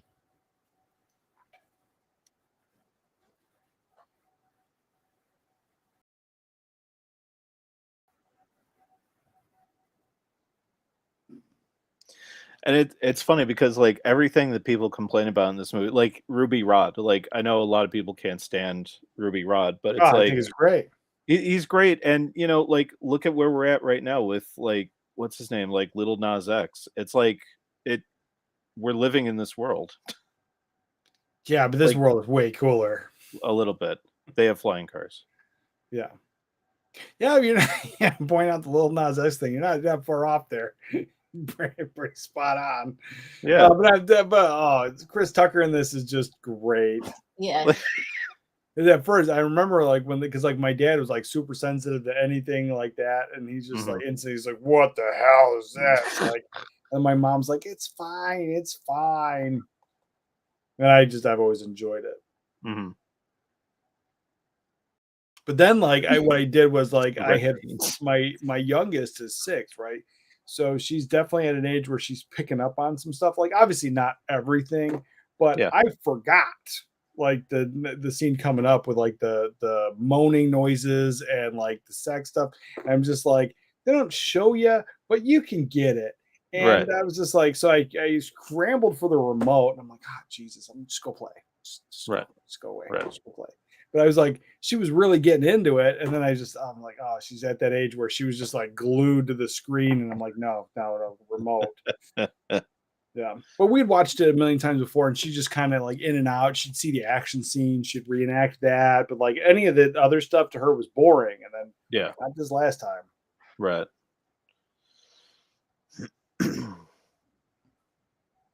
And it's just interesting too, like to because all of this here predates like YouTube and podcasts, podcasting and stuff, and that's pretty much what it represents. Like at the time, you probably think of like a radio show, but just like a really really crazy Howard Stern. But no, it's technically like a podcast. Yep. Because it was live whenever it was, and he just would go on whenever he felt like it. Right. And it was just, he had the microphone and just spewing it out to millions of people. And, it's just an interesting concept.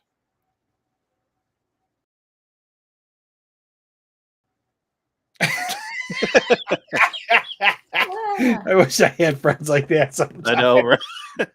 Oh, this is great. Oh. He says he ordered and sent August 30th and 31st is the delivery date. All right. Go with God. I will be waiting for that. Oh.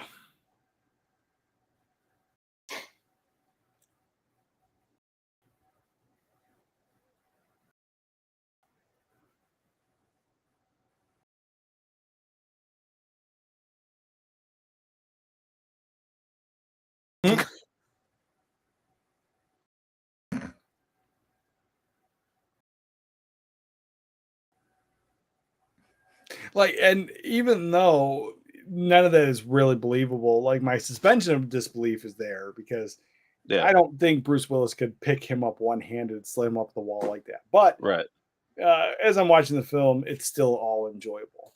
Mm-hmm. And I do love how everyone is Corbin Dallas too.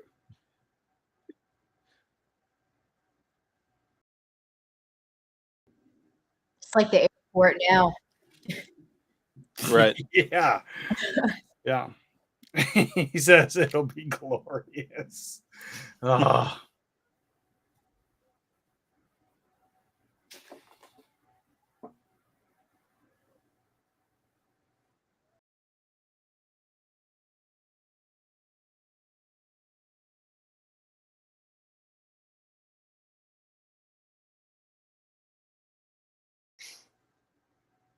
I learned. And there's another thing too. Like you just kind of put it out. If anybody else had done that, you're just like, how'd she learn so fast? She's a supreme being, so it's already like explained way ahead of time. She just kind of accept it, right? Oh, and then she tells you.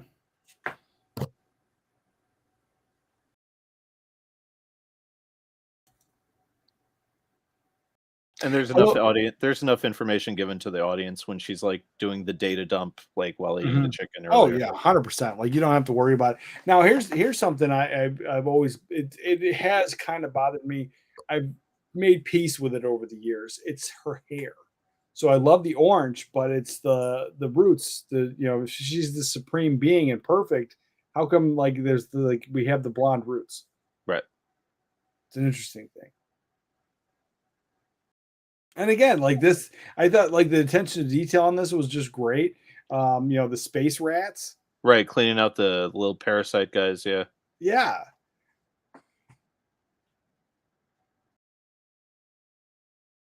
Yeah, that in and of itself is a little detail that wouldn't be in a modern film.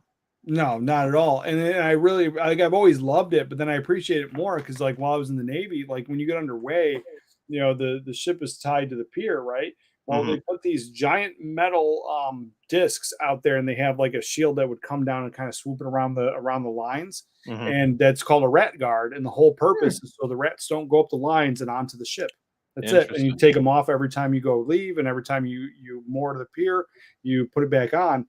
And so it's just a simple touch that just like you said, modern audiences or modern movie makers wouldn't add that in. And it's Right. so simple. That's interesting. Crazy man says Fifth Element still sucks though. I'm telling you, I love Aw. this film. I love this film. Shame. Yeah. It's apparently it's something him and Matt have in common. And the fact that he's all decked out in like girls' clothes and everything. I still like it. I think it was good.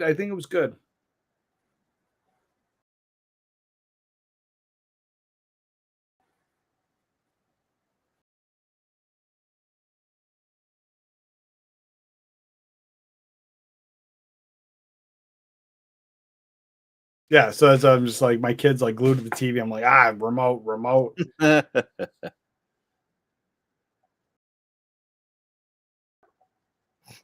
That was a nice touch too. Yeah. Because as he said, protection. Oh, the eye quiver. So good. Mm-hmm.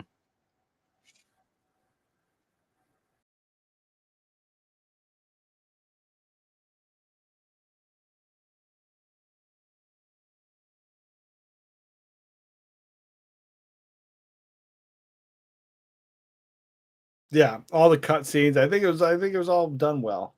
Yep. They include Really a good. Wilhelm scream there. It sounded like it. Yeah, it felt like a Wilhelm scream. Yeah, I think there's one in there.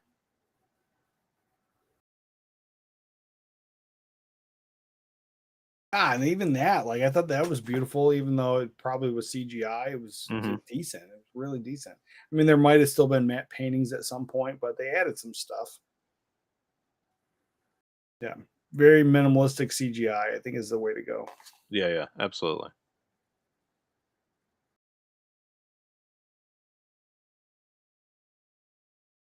And then here's something I think that why I think it still holds up and why I appreciate this film is like even that, like the scene where they're at the computer and then it shows the planet. It wasn't like that what we would have had equivalent of computers of the day of the 90s and having that kind of graphic on there. So I just really appreciate what they did because it wasn't it didn't make it feel dated. Sure. Because there's plenty of like 80s sci-fi films where they use the computers of the day and you're just like Right.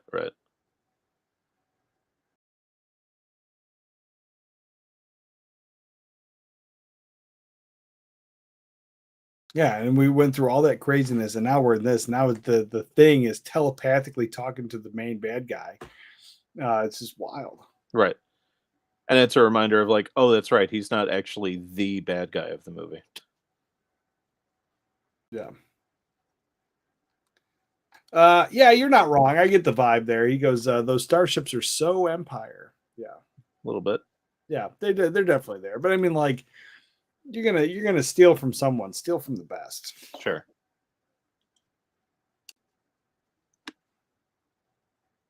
Again, the black goo coming out of the head, like it's just wild. Mm-hmm.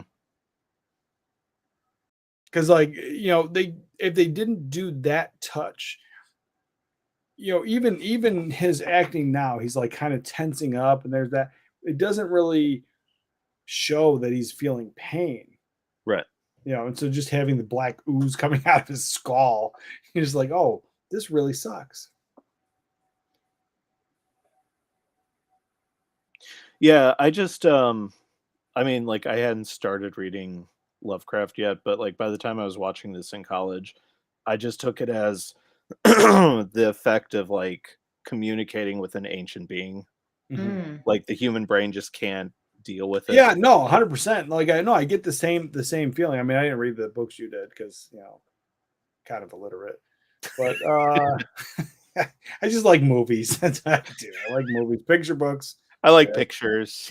Yeah, pretty much. Yeah, But no, I get it. I had the same kind of vibe. Like, yeah, when you talk to a supreme being, like you can't handle it. It's the same. Right. And I mean, that's been done in lore forever, and so it's not even like it's being ripped off. It's just kind of what's supposed to be.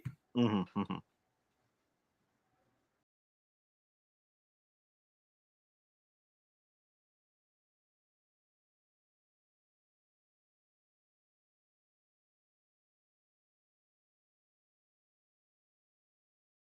So now that now that I see this from with different eyes, like it feels little Disney-esque, like going to like the Polynesian resort at Disney.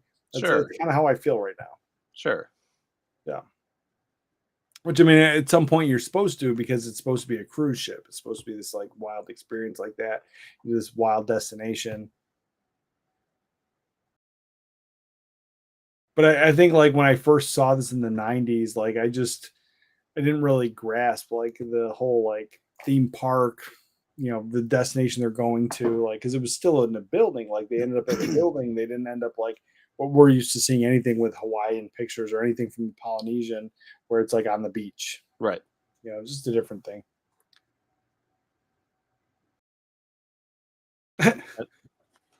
And again, full circle. Now, what was the Disney thing they tried getting off the ground for Star Wars? There was the Oh yeah. Oh yeah, that was. I don't even want to talk about that, but that was trash. It was just so wild. The Star Cruiser or Yeah, whatever. the amount of money they were asking for that is just crazy. $6K a night, my friend. Yeah. And then 6K. like blue. They color dyed the shrimp blue. You get like one or Ugh. two. It was just like it was so crazy. But back to the Fifth Element.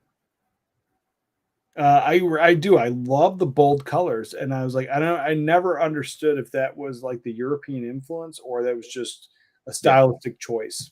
Yeah, I mean a bit of both, but it adds so much to it, because like how many sci-fi films that we've seen, some of them are phenomenal, so I'm not complaining about that. But how many sci-fi films have we seen where it's the same boring beige gray tones always? I mean, we're still in it. Like brown and gray is the color palette for sci-fi, and to be honest, a lot of fantasy films. Yeah, and this is just great. I love it. Not just the use of color, but it's almost like an overuse of color, and it's perfect. Yeah, I mean, like some of these primaries, like straight up remind me of Dick Tracy. Yeah, I haven't seen that in ages. Oh my god, it's a wonderful film. I watch it at least once a year. Yeah, it's wonderful good. It's good. And Blood Guilty says, I like the color of the walls. Yeah, that royal blue. No one was speaking, but speaking of the Empire Starships, come watch our stream at 1 after this show. Yeah. Definitely go check out that show. They're talking about the new Star Wars show. They're putting on some good stuff. They're big Star Wars fans over there. And I'm not going to be on the show, but I'll be in the chat.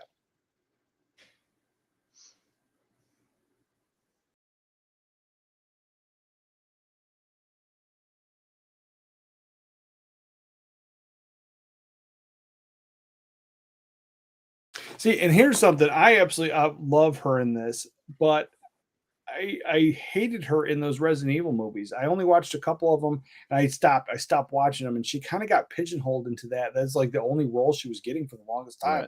Right. It was like another Resident Evil movie. Yeah, and then once those wrapped, her and her husband tried to make Monster Hunter a thing, and everyone was just like, "Nah, son." Yeah, I remember that. That was like I don't even really understand Monster Hunter, but I mean I do, but I don't. I never watched it. Yeah, and so I can understand where people were like off put by it. And yeah, it's just I think not that she wasted. I think they pretty much stuck her with that Resident Evil thing, and it kind of typecast her. Sure.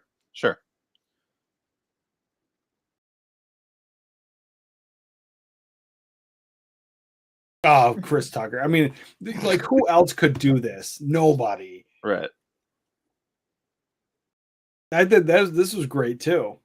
The Def Liberace guy, whatever he was. He is one of my favorite characters in this movie. Yeah. There's a scene where Bruce Willis. Yeah, it's coming up. It's great.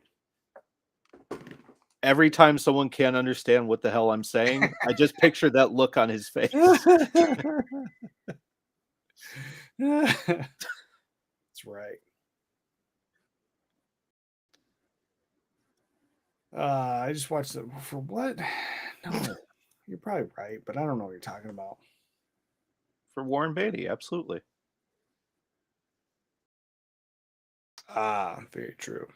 Okay, that makes sense now. Yes, it's the only reason I watch it.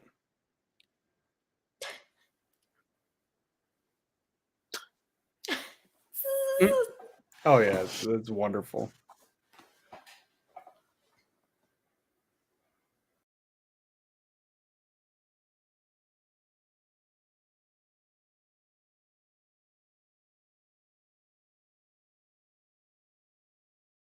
So, okay, I've said I love this movie and I have no gripes and everything. When I first saw this, I couldn't stand this performance. Sure. But it has grown on me, and watching it on 4K, having the surround sound, it's definitely more enjoyable because I can tone it down. Like when I first saw this was just like out of the regular TV speakers, and it's just it's a lot. Right.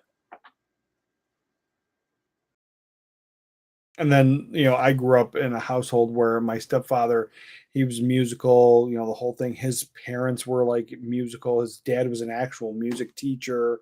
So like opera and stuff was played often. And so then it goes into like opera, then hip hop, and then to listen to my dad complain about it. Mm-hmm. It was interesting. And, I appreciate this scene, but I always almost wish it was just opera. Sure. Yeah, the part of it that graded for me for a few years was when they get to the part in her singing where a human can't do it, and so you can tell like it just becomes synthetic. Mm-hmm. The ba-do-do-do-do-do-do-do. Yeah. And there was like a little bit of that, and it just kind of took me out of it. So this here, it made sense for the film. Like even though it's not modern and edgy and anything, but this is a performance for a opera house to a place where rich people were going on vacation. Yeah. Like, so this made sense. And I understand like a need to kind of keep the audience, especially if you're going after a younger crowd. But I just kind of always felt it missed the mark. Right. But like I said, it has kind of grown on me. It's fine. Yeah, I think it's fine. Like I don't hate it, but like when I first saw it, it was pretty jarring. A little bit. I thought it was so weird when I first saw it in the theater. I was just like, what the heck's going on? Like, but when you really think, like, that's my whole first experience with this movie. Right. Like I left thinking it was awesome, but most of the movie I was like, what the heck's going on? Nah, it's great. Yep. Again, and just the use of the cutting from this very somber music piece to then everybody dying now, and then back and forth. I really enjoy it. What? No, I wish he directed more movies than he does. I do. That's where I was going to go with it, because I was like, the only part that like made sense for that music, for the shift into like kind of the hip hop opera, is when she's fighting. Like that's where it really, really made sense. I just didn't like it coming out of her. Yeah. I get it. And it is a little hello, fellow children. Yeah.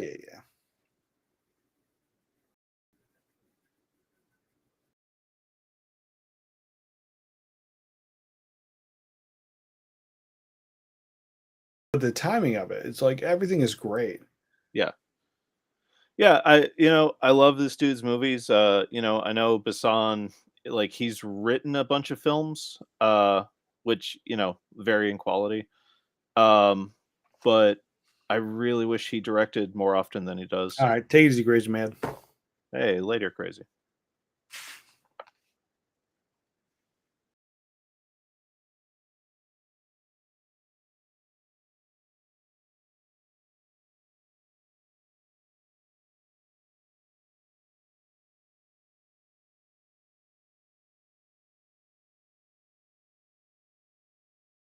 Yeah, and again, we don't have this like crazy like girl boss, but she's still a badass. Right. But then at the same time, like she's vulnerable too. Like she started out all blown up. Mm-hmm.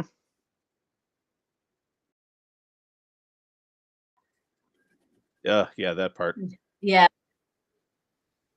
I guess you could explain it that she's an alien. Right.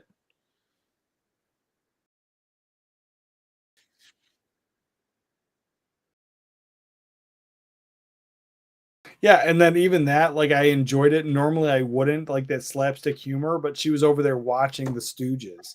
Right. Exactly. Like it made sense. Like and then like if you didn't see that part, like if you didn't see her watching the Stooges and then she did that, it would really, for me, be a big turn off. Like she learned Stooge Foo, man. It made sense. I enjoyed it. And again with the Stones. Yeah. These back and forths are so great.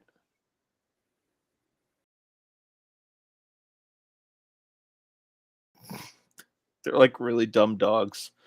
Yeah. Chris Tucker.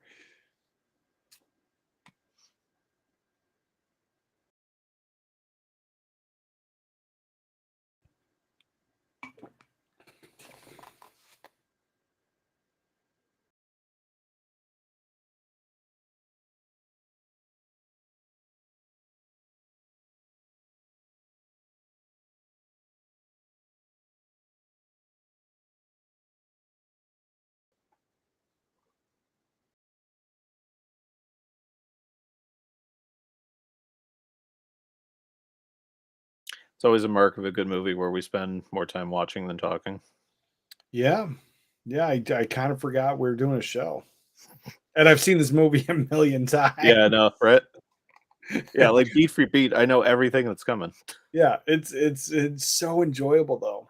No, and that's the thing is like we've done these shows like for a long time. I've been doing the show for a year, and there's not been many movies where I get excited as I'm talking about a future part. Like, but here I do. Yep. I do love this film. I'll be right back.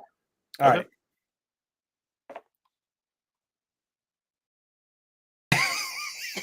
I love his entourage. I know. Oh, it's so good, man. And then like the special effects, the guns. Yeah, the sound design, like even it's so good, man. Yeah. So other than like like and the things that he's done are just different. Like you look at Leon and you look at this. Yeah. Yeah. Two totally different films, but at the same time, like the same satisfaction.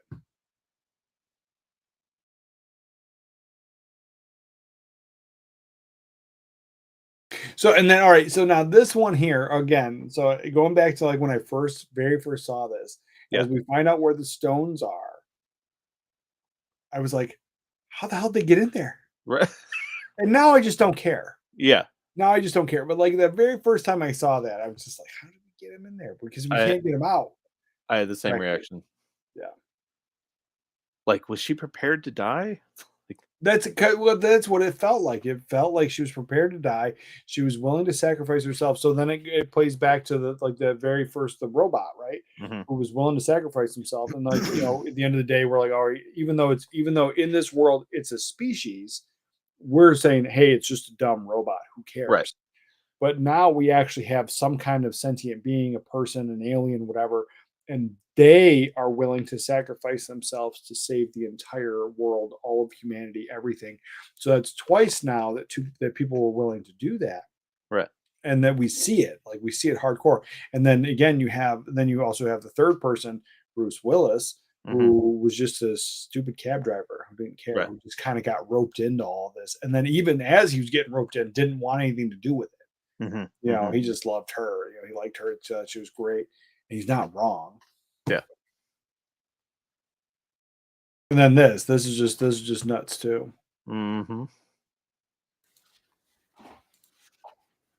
But yeah, the storytelling in this, I think it's phenomenal. Yeah. And again, like we didn't have boring gray, stairs to go up to the spaceship. It was green. Yeah. All lit in green. So its use of color was amazing. Yeah, I mean, like we've been talking about like European influences this whole time. Like anyone watching this now or in the replay, like if you want more of this stuff, go read the Incal.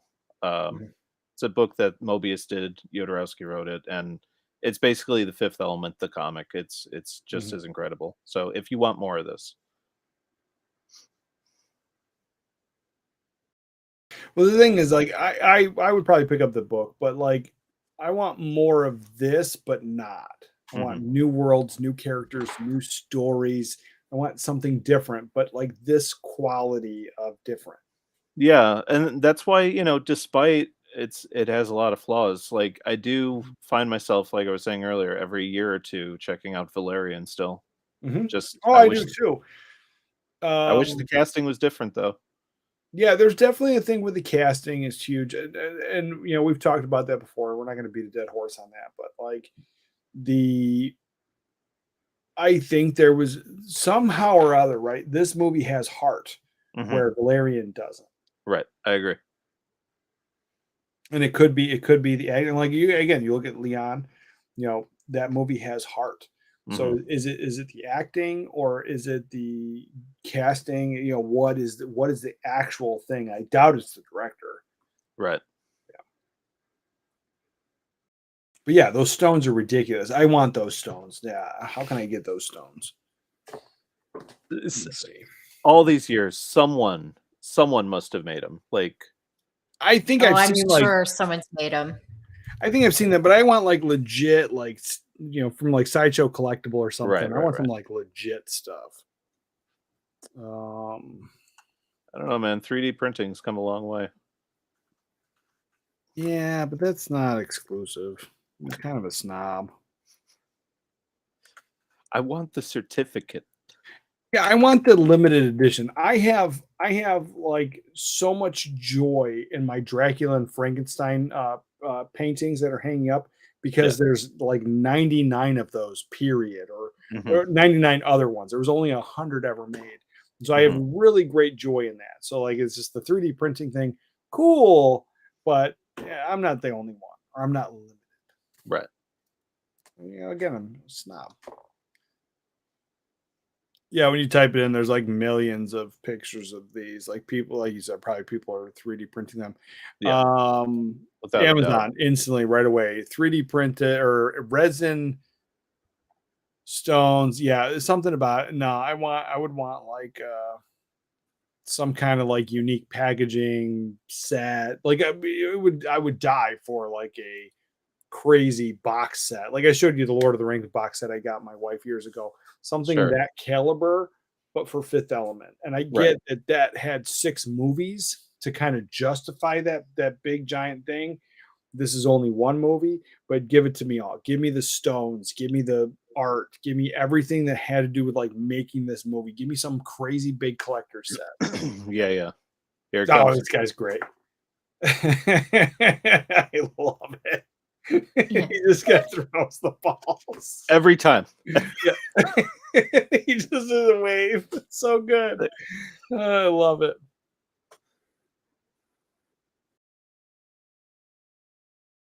Again, great acting here. Because like how often do you really see that in a movie where he's clearly like the hero and he's just like, nah, I'm not the guy. Yeah, it just works.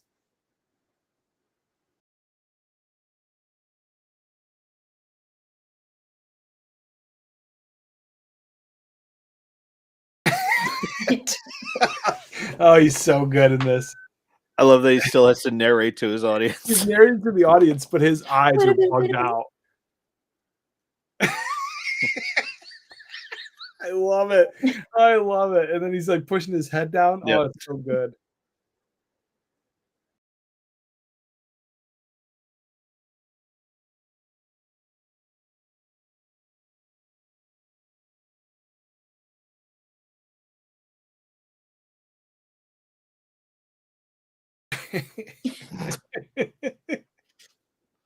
They're coming, Corbin.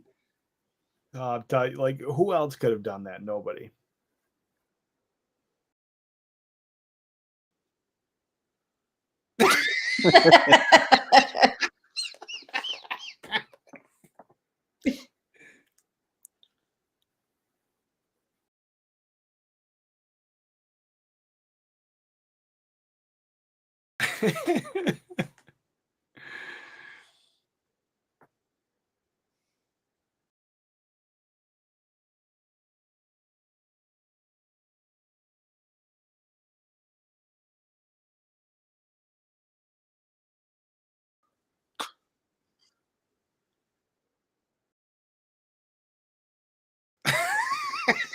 Still screaming. Oh, it's so good. That scream that could blow out speakers. Oh my God.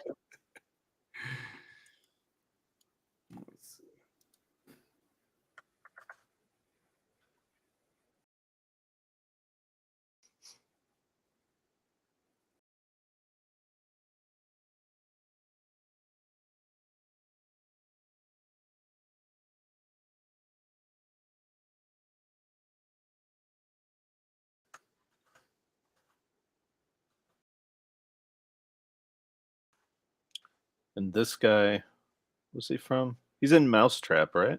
Yeah. Yeah. Not Mousetrap, Mouse Hunt. Something about Mary. Oh, yeah, Wasn't he you're the right. crippled guy? Yeah, you're right. Yeah. Yeah. But not Mouse Hunt. What's that? What was it called? Not Mouse Hunt? I thought it was a Mouse Hunt. It was the one with Nathan Lane, right? Right. Yeah. Was that Trap or Hunt? I think it was Mouse Hunt. I have it. My kid watches it a lot. We have it on VHS. Let's see. Mouse. I think it's Hunt. Yeah, Trap Mouse Hunt. One word, Mouse Hunt. Okay. Came out in 1997, and yes, that's him. He's a pretty good character actor too. I do appreciate him. His name's Lee Evans. Really, he's had some really fun roles. I never watched Doctor Who, but Yeah, apparently he that's was in him in Doctor Doctor Who. Okay. Yeah. Yeah, I gave up on Doctor Who about halfway through the Capaldi run. Yeah, me I don't know. too. It's not for me. It's for YouTube nerds. Yeah. Doctor Who's just not for me.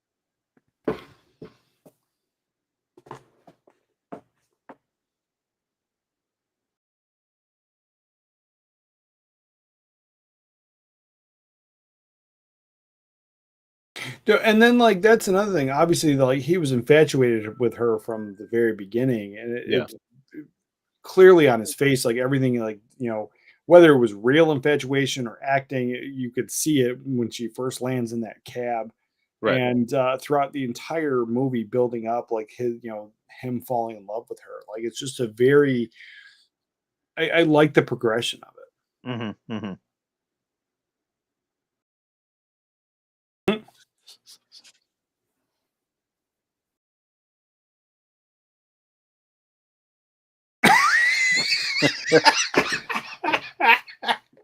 Oh, Chris Tucker's so good in this.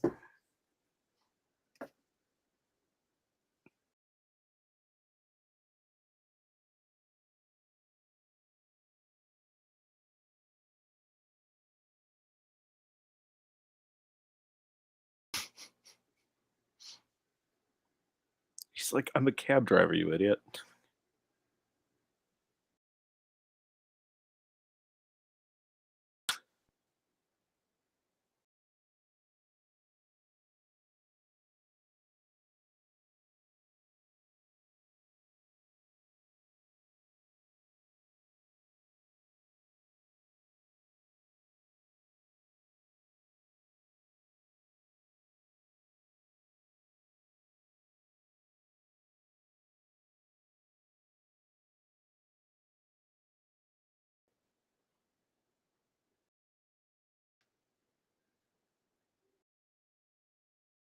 Oh, it's just classic, like cartoon. Mhm. Yep. Missed each other. Oh, it's perfect.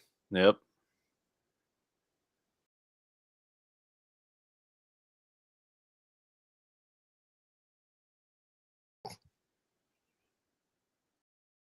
The ship was a very phallic looking.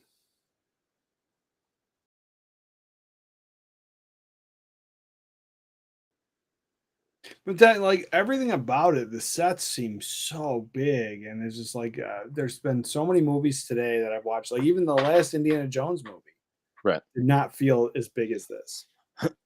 Well, I mean, especially like those Disney productions, like 80% of them are filmed in front of like what do they call it? That giant like That spherical curved green. screen Oh, thing, yeah. I know what yeah, you're talking that's so about. weird. Yeah, what do they call that one? Stupid. They have a term for it. I always Mhm. forget it.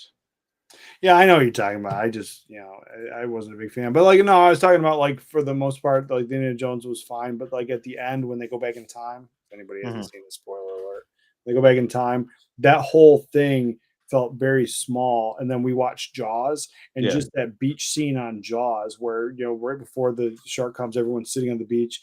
That was so big. And granted, they filmed it on a real beach, but you're supposed to be seeing a war, a battle, this whole thing. It did not feel nearly as big as watching Jaws. Right. Well, yeah, I mean, even like the whole Disney thing aside, like there are so many productions where, they are filming on a very confined set and they just Mhm. have green screens set up to CGI in backgrounds. Yeah, and that's why, like, and it shows, and that's part of why I hate it. Like the CGI in here, obviously, like all around him was CGI fire, and Mhm. it shows, but it happens so fast. Like I not necessarily forget it, but kind of ignore it.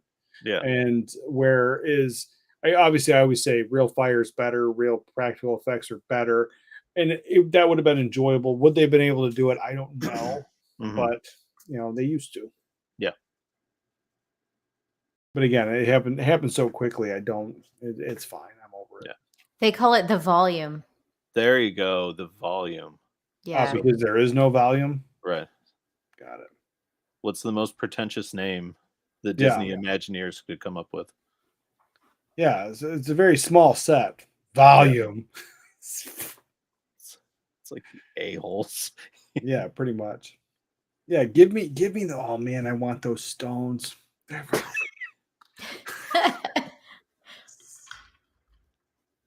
I don't know. I'm a memorabilia guy. I just want.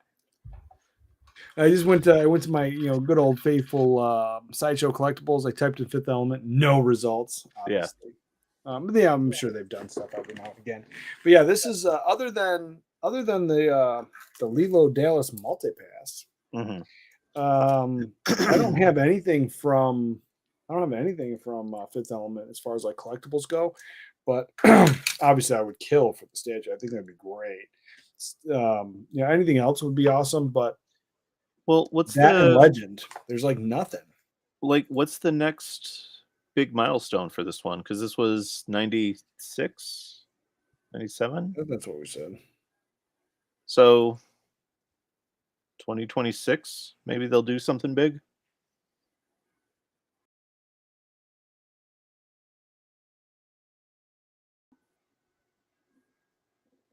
'97. 97. Okay. So, well, you got a few years yet, man. Yeah, but I there's hopes because there is a lot of cool things coming out of physical media, and some of the boutique labels have actually done some really cool box sets. Mhm. And they don't get a lot of recognition now. Recently, the Viavision out of Australia Yeah. did the awesome Saw set. Have you seen Right. that? Yeah, that's awesome. It's It's gorgeous. got the bear trap and everything. It's a really, really cool set. The unfortunate thing is the package design and all the shipping, even though they take as much care as possible, getting from Australia to America, a lot of them have gotten broken, and it's Yeah. not necessarily their fault. It's just the design and the shipping and obviously the mail travel. does not care about your packages. Yeah. So it's one of those things, but it's a really cool thing, and it came out of Viavision, which isn't a huge company. I mean, they're Mhm. a decent size, but not a massive company, and they're out of Australia. So Sure. that was kind of cool that they did it. And so just the fact that they're doing that type of stuff, and other boutique labels have given us some really cool box sets. There's a hope. I just don't know. I mean, like I could see a compromise. Like I don't think I could see a physical media company doing all 4 stones, but I could see 1 stone with like, like the little slits built in for the films themselves. I don't want that. I don't I want know that. you don't want I see that, but like all those like weird packages where the movies are in the packaging, like I hate that. It doesn't display very well. And then when you go to use it, like I like to watch the movie. Those Right. are the ones that usually get scratched up. Like they did a really cool set like that with a barrel for Breaking Bad. for Breaking Bad, right? Yeah, and Yeah. those things. So it's one of those things where it's like, I get it, but yeah, I totally get it. But I'm just saying, like, I Right. want like a crazy big set. Like, I want like the books with like the concept art and like some crazy. I'm willing to pay. I know I'm probably the only one in the world, but I know. That would have to be a super limited run, man. Yeah, they're only doing one thing. Like 1 of 1. One of one. Yeah, but the stones would be cool. Yeah. But the thing is, like Sideshow Collectibles, like separate from putting out like a Blu-ray movie and stuff, Sideshow Collectibles has put out stuff like this before, so I could see them putting out all 4 stones. Sure. Well, but like you said, at least one. Like when I think Sideshow, like sure the stones, but like they would want to get into it, man. Like I could see them doing the hand that they used to replicate her. Oh, definitely. Yeah. Yeah. But no, and so like I think it would be cool, but now you have to think like 10, 15, 20 years ago, we wouldn't even have this conversation because the coolest thing we would get, which wouldn't be really cool at all, would be like a fake DVD case with where they had the 4 stones in the case, Right. and it was all fake. It didn't move, we didn't touch it, just see it. That would be the coolest thing we might have got back in the day. And I would have been like, this is stupid. But now I'm like, give me those stones. Yeah, I mean, like, look, when they did those Book of the Dead editions on DVD for Evil Dead, I was like, I can't believe this exists. Yeah. But then you open it and it's like 2 pages of fake art in the movie. Yeah. And I love the lights. They're just giant sticks. Right. Giant neon sticks. Yeah. How do you futuristic flashlight? Mm-hmm. It's giant sticks.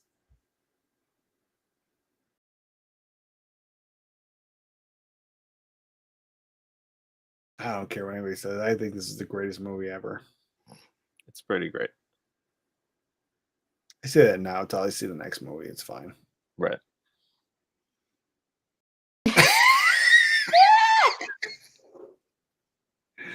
Now, and there's something too, right? So we're like, down to the wire. The world is ending. Everybody is like fearing. We've seen the consequences. We've seen some of the stuff that they could do.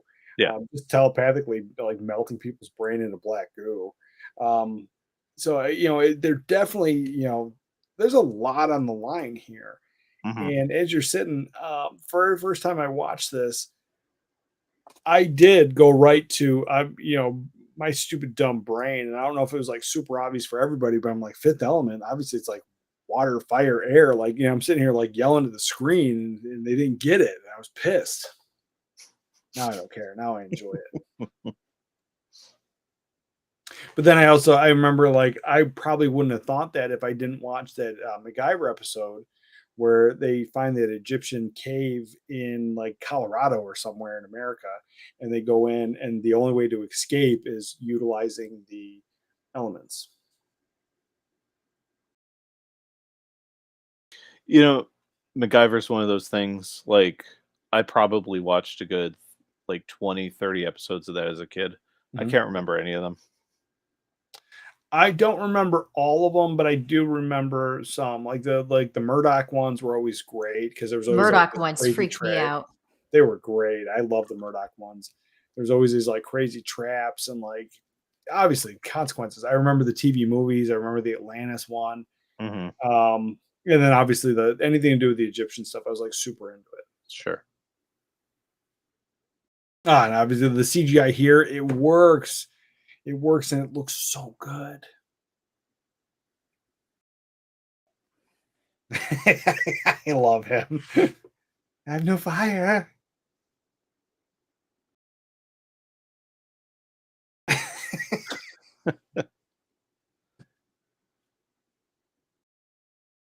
One match.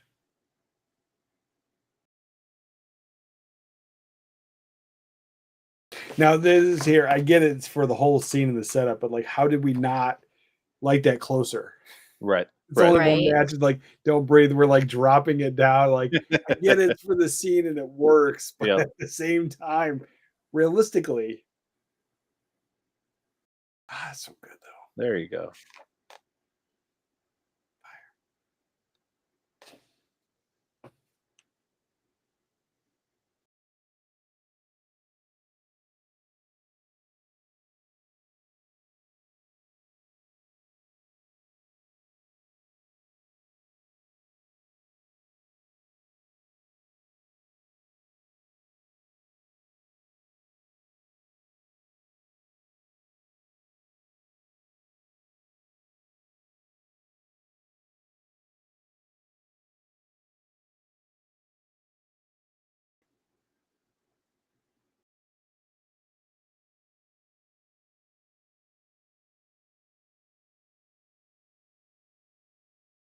No, and that was just it was really enjoyable. Like because like that element is there, the love story. Mhm. And but like for being a guy, like it's not mushy and gooey, and it's not The Notebook. This Sure. is good. This Oh is a good God, love yeah. story. Yeah, it's like the Man Notebook. No, I do love this movie.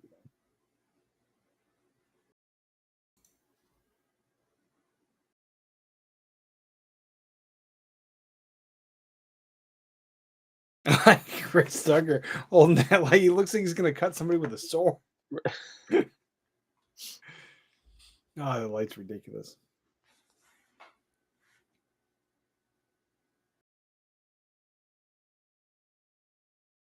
No, and there's something like with that. I mean, philosophical. You can look at like the story, between love between a man and a woman, and in nature and in like humanity. Women will generally, once they have that love, they'll do anything. Like look at stuff like Bonnie and Clyde.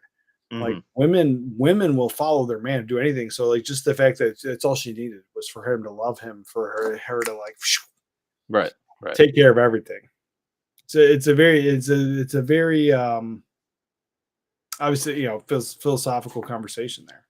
Very nice.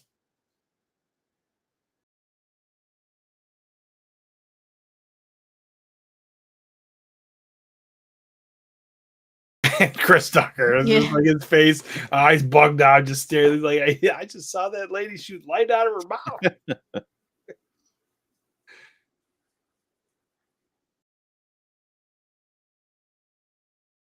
And now we got 2 moons.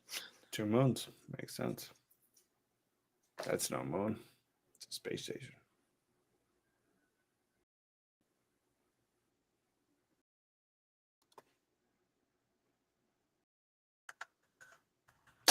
What's wrong with you?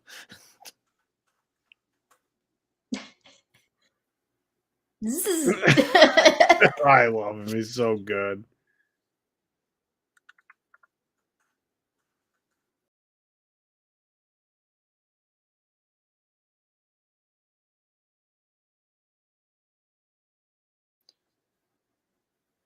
You didn't get to hear Tiny laugh very much on film. No.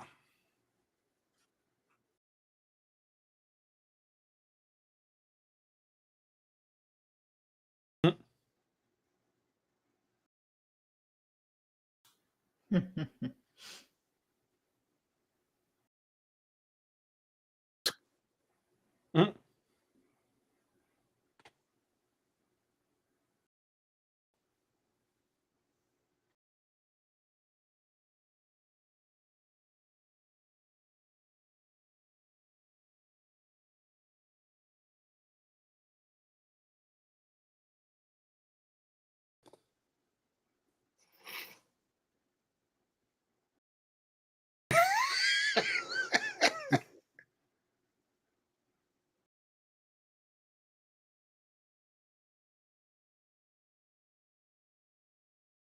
Yeah, I don't know. I'm tired. This is one of my favorite movies.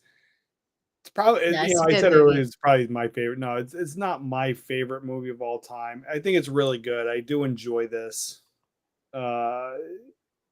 And even the things that I like, I nitpicked about, like it's not even real gripes. It's not even real gripes. It's just like, you know, watching this movie so many times, like I can pick out some things that are just a little off. Yeah, yeah. But I love it. It's one of my favorites. This is definitely makes top 10 movies of all time. Definitely in like probably top 5 or higher in my favorite sci-fi films. Mhm. You know, this is really enjoyable for me. Yeah, I don't know, because like my top 10 list is like subjective and personal, but like objectively, like it's one of my favorite films. When you say that, I was just like, are you talking about that one with like when Matt Dillon built the house out of dead bodies? You're like, Yeah. it's private and subjective and personal. Well, so like my top 3 films are like Road to Perdition. Oh, yeah. I just watched that. It's a good film. It's so good. It's so It's good. filmed like the cinematography in that is so good. Yeah, yeah. know. Conrad Hall's last movie. Yeah, we're trying to make Abra a film aficionado. She's a movie fan, but we need to make I got a ways to go for sure. I don't know all the long list of history. movies you should watch. But no, so you know, as far as this film though, like obviously we all love the film. We've talked about it, but it's been a while since you've seen it, Abra. Oh, and yeah. it's been a while since you've seen it. So honestly, you know, where do you rank this one?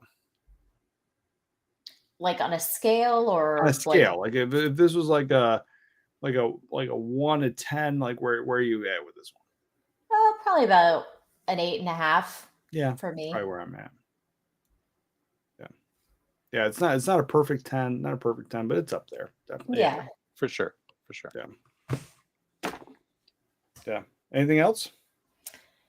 I don't know. I'm gonna have to call it an evening here. Yeah. No, let's definitely wrap it up. I don't want to stick around, but I just didn't know if there's anything else about the film. It was, you know, a little bit longer than I thought it was, but still enjoyable. Yeah, I'll have to watch it again here in the next few days, just on the big screen. You know. So oh yeah, it's more enjoyable that way always. Yeah. But obviously, everybody, thanks for hanging out. We'll definitely catch you next time. And Sunday we'll do the physical media news show, and then next week we haven't really decided what we're going to watch. But we're going to watch something fun. We'll figure it out. Yeah. All right, guys. Catch you next time. Later.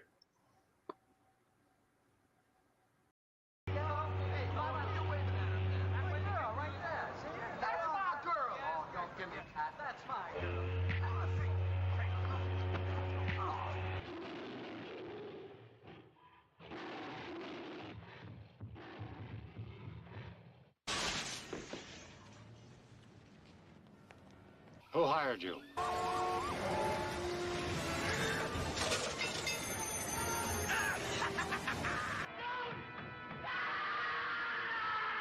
To go now. Goodbye.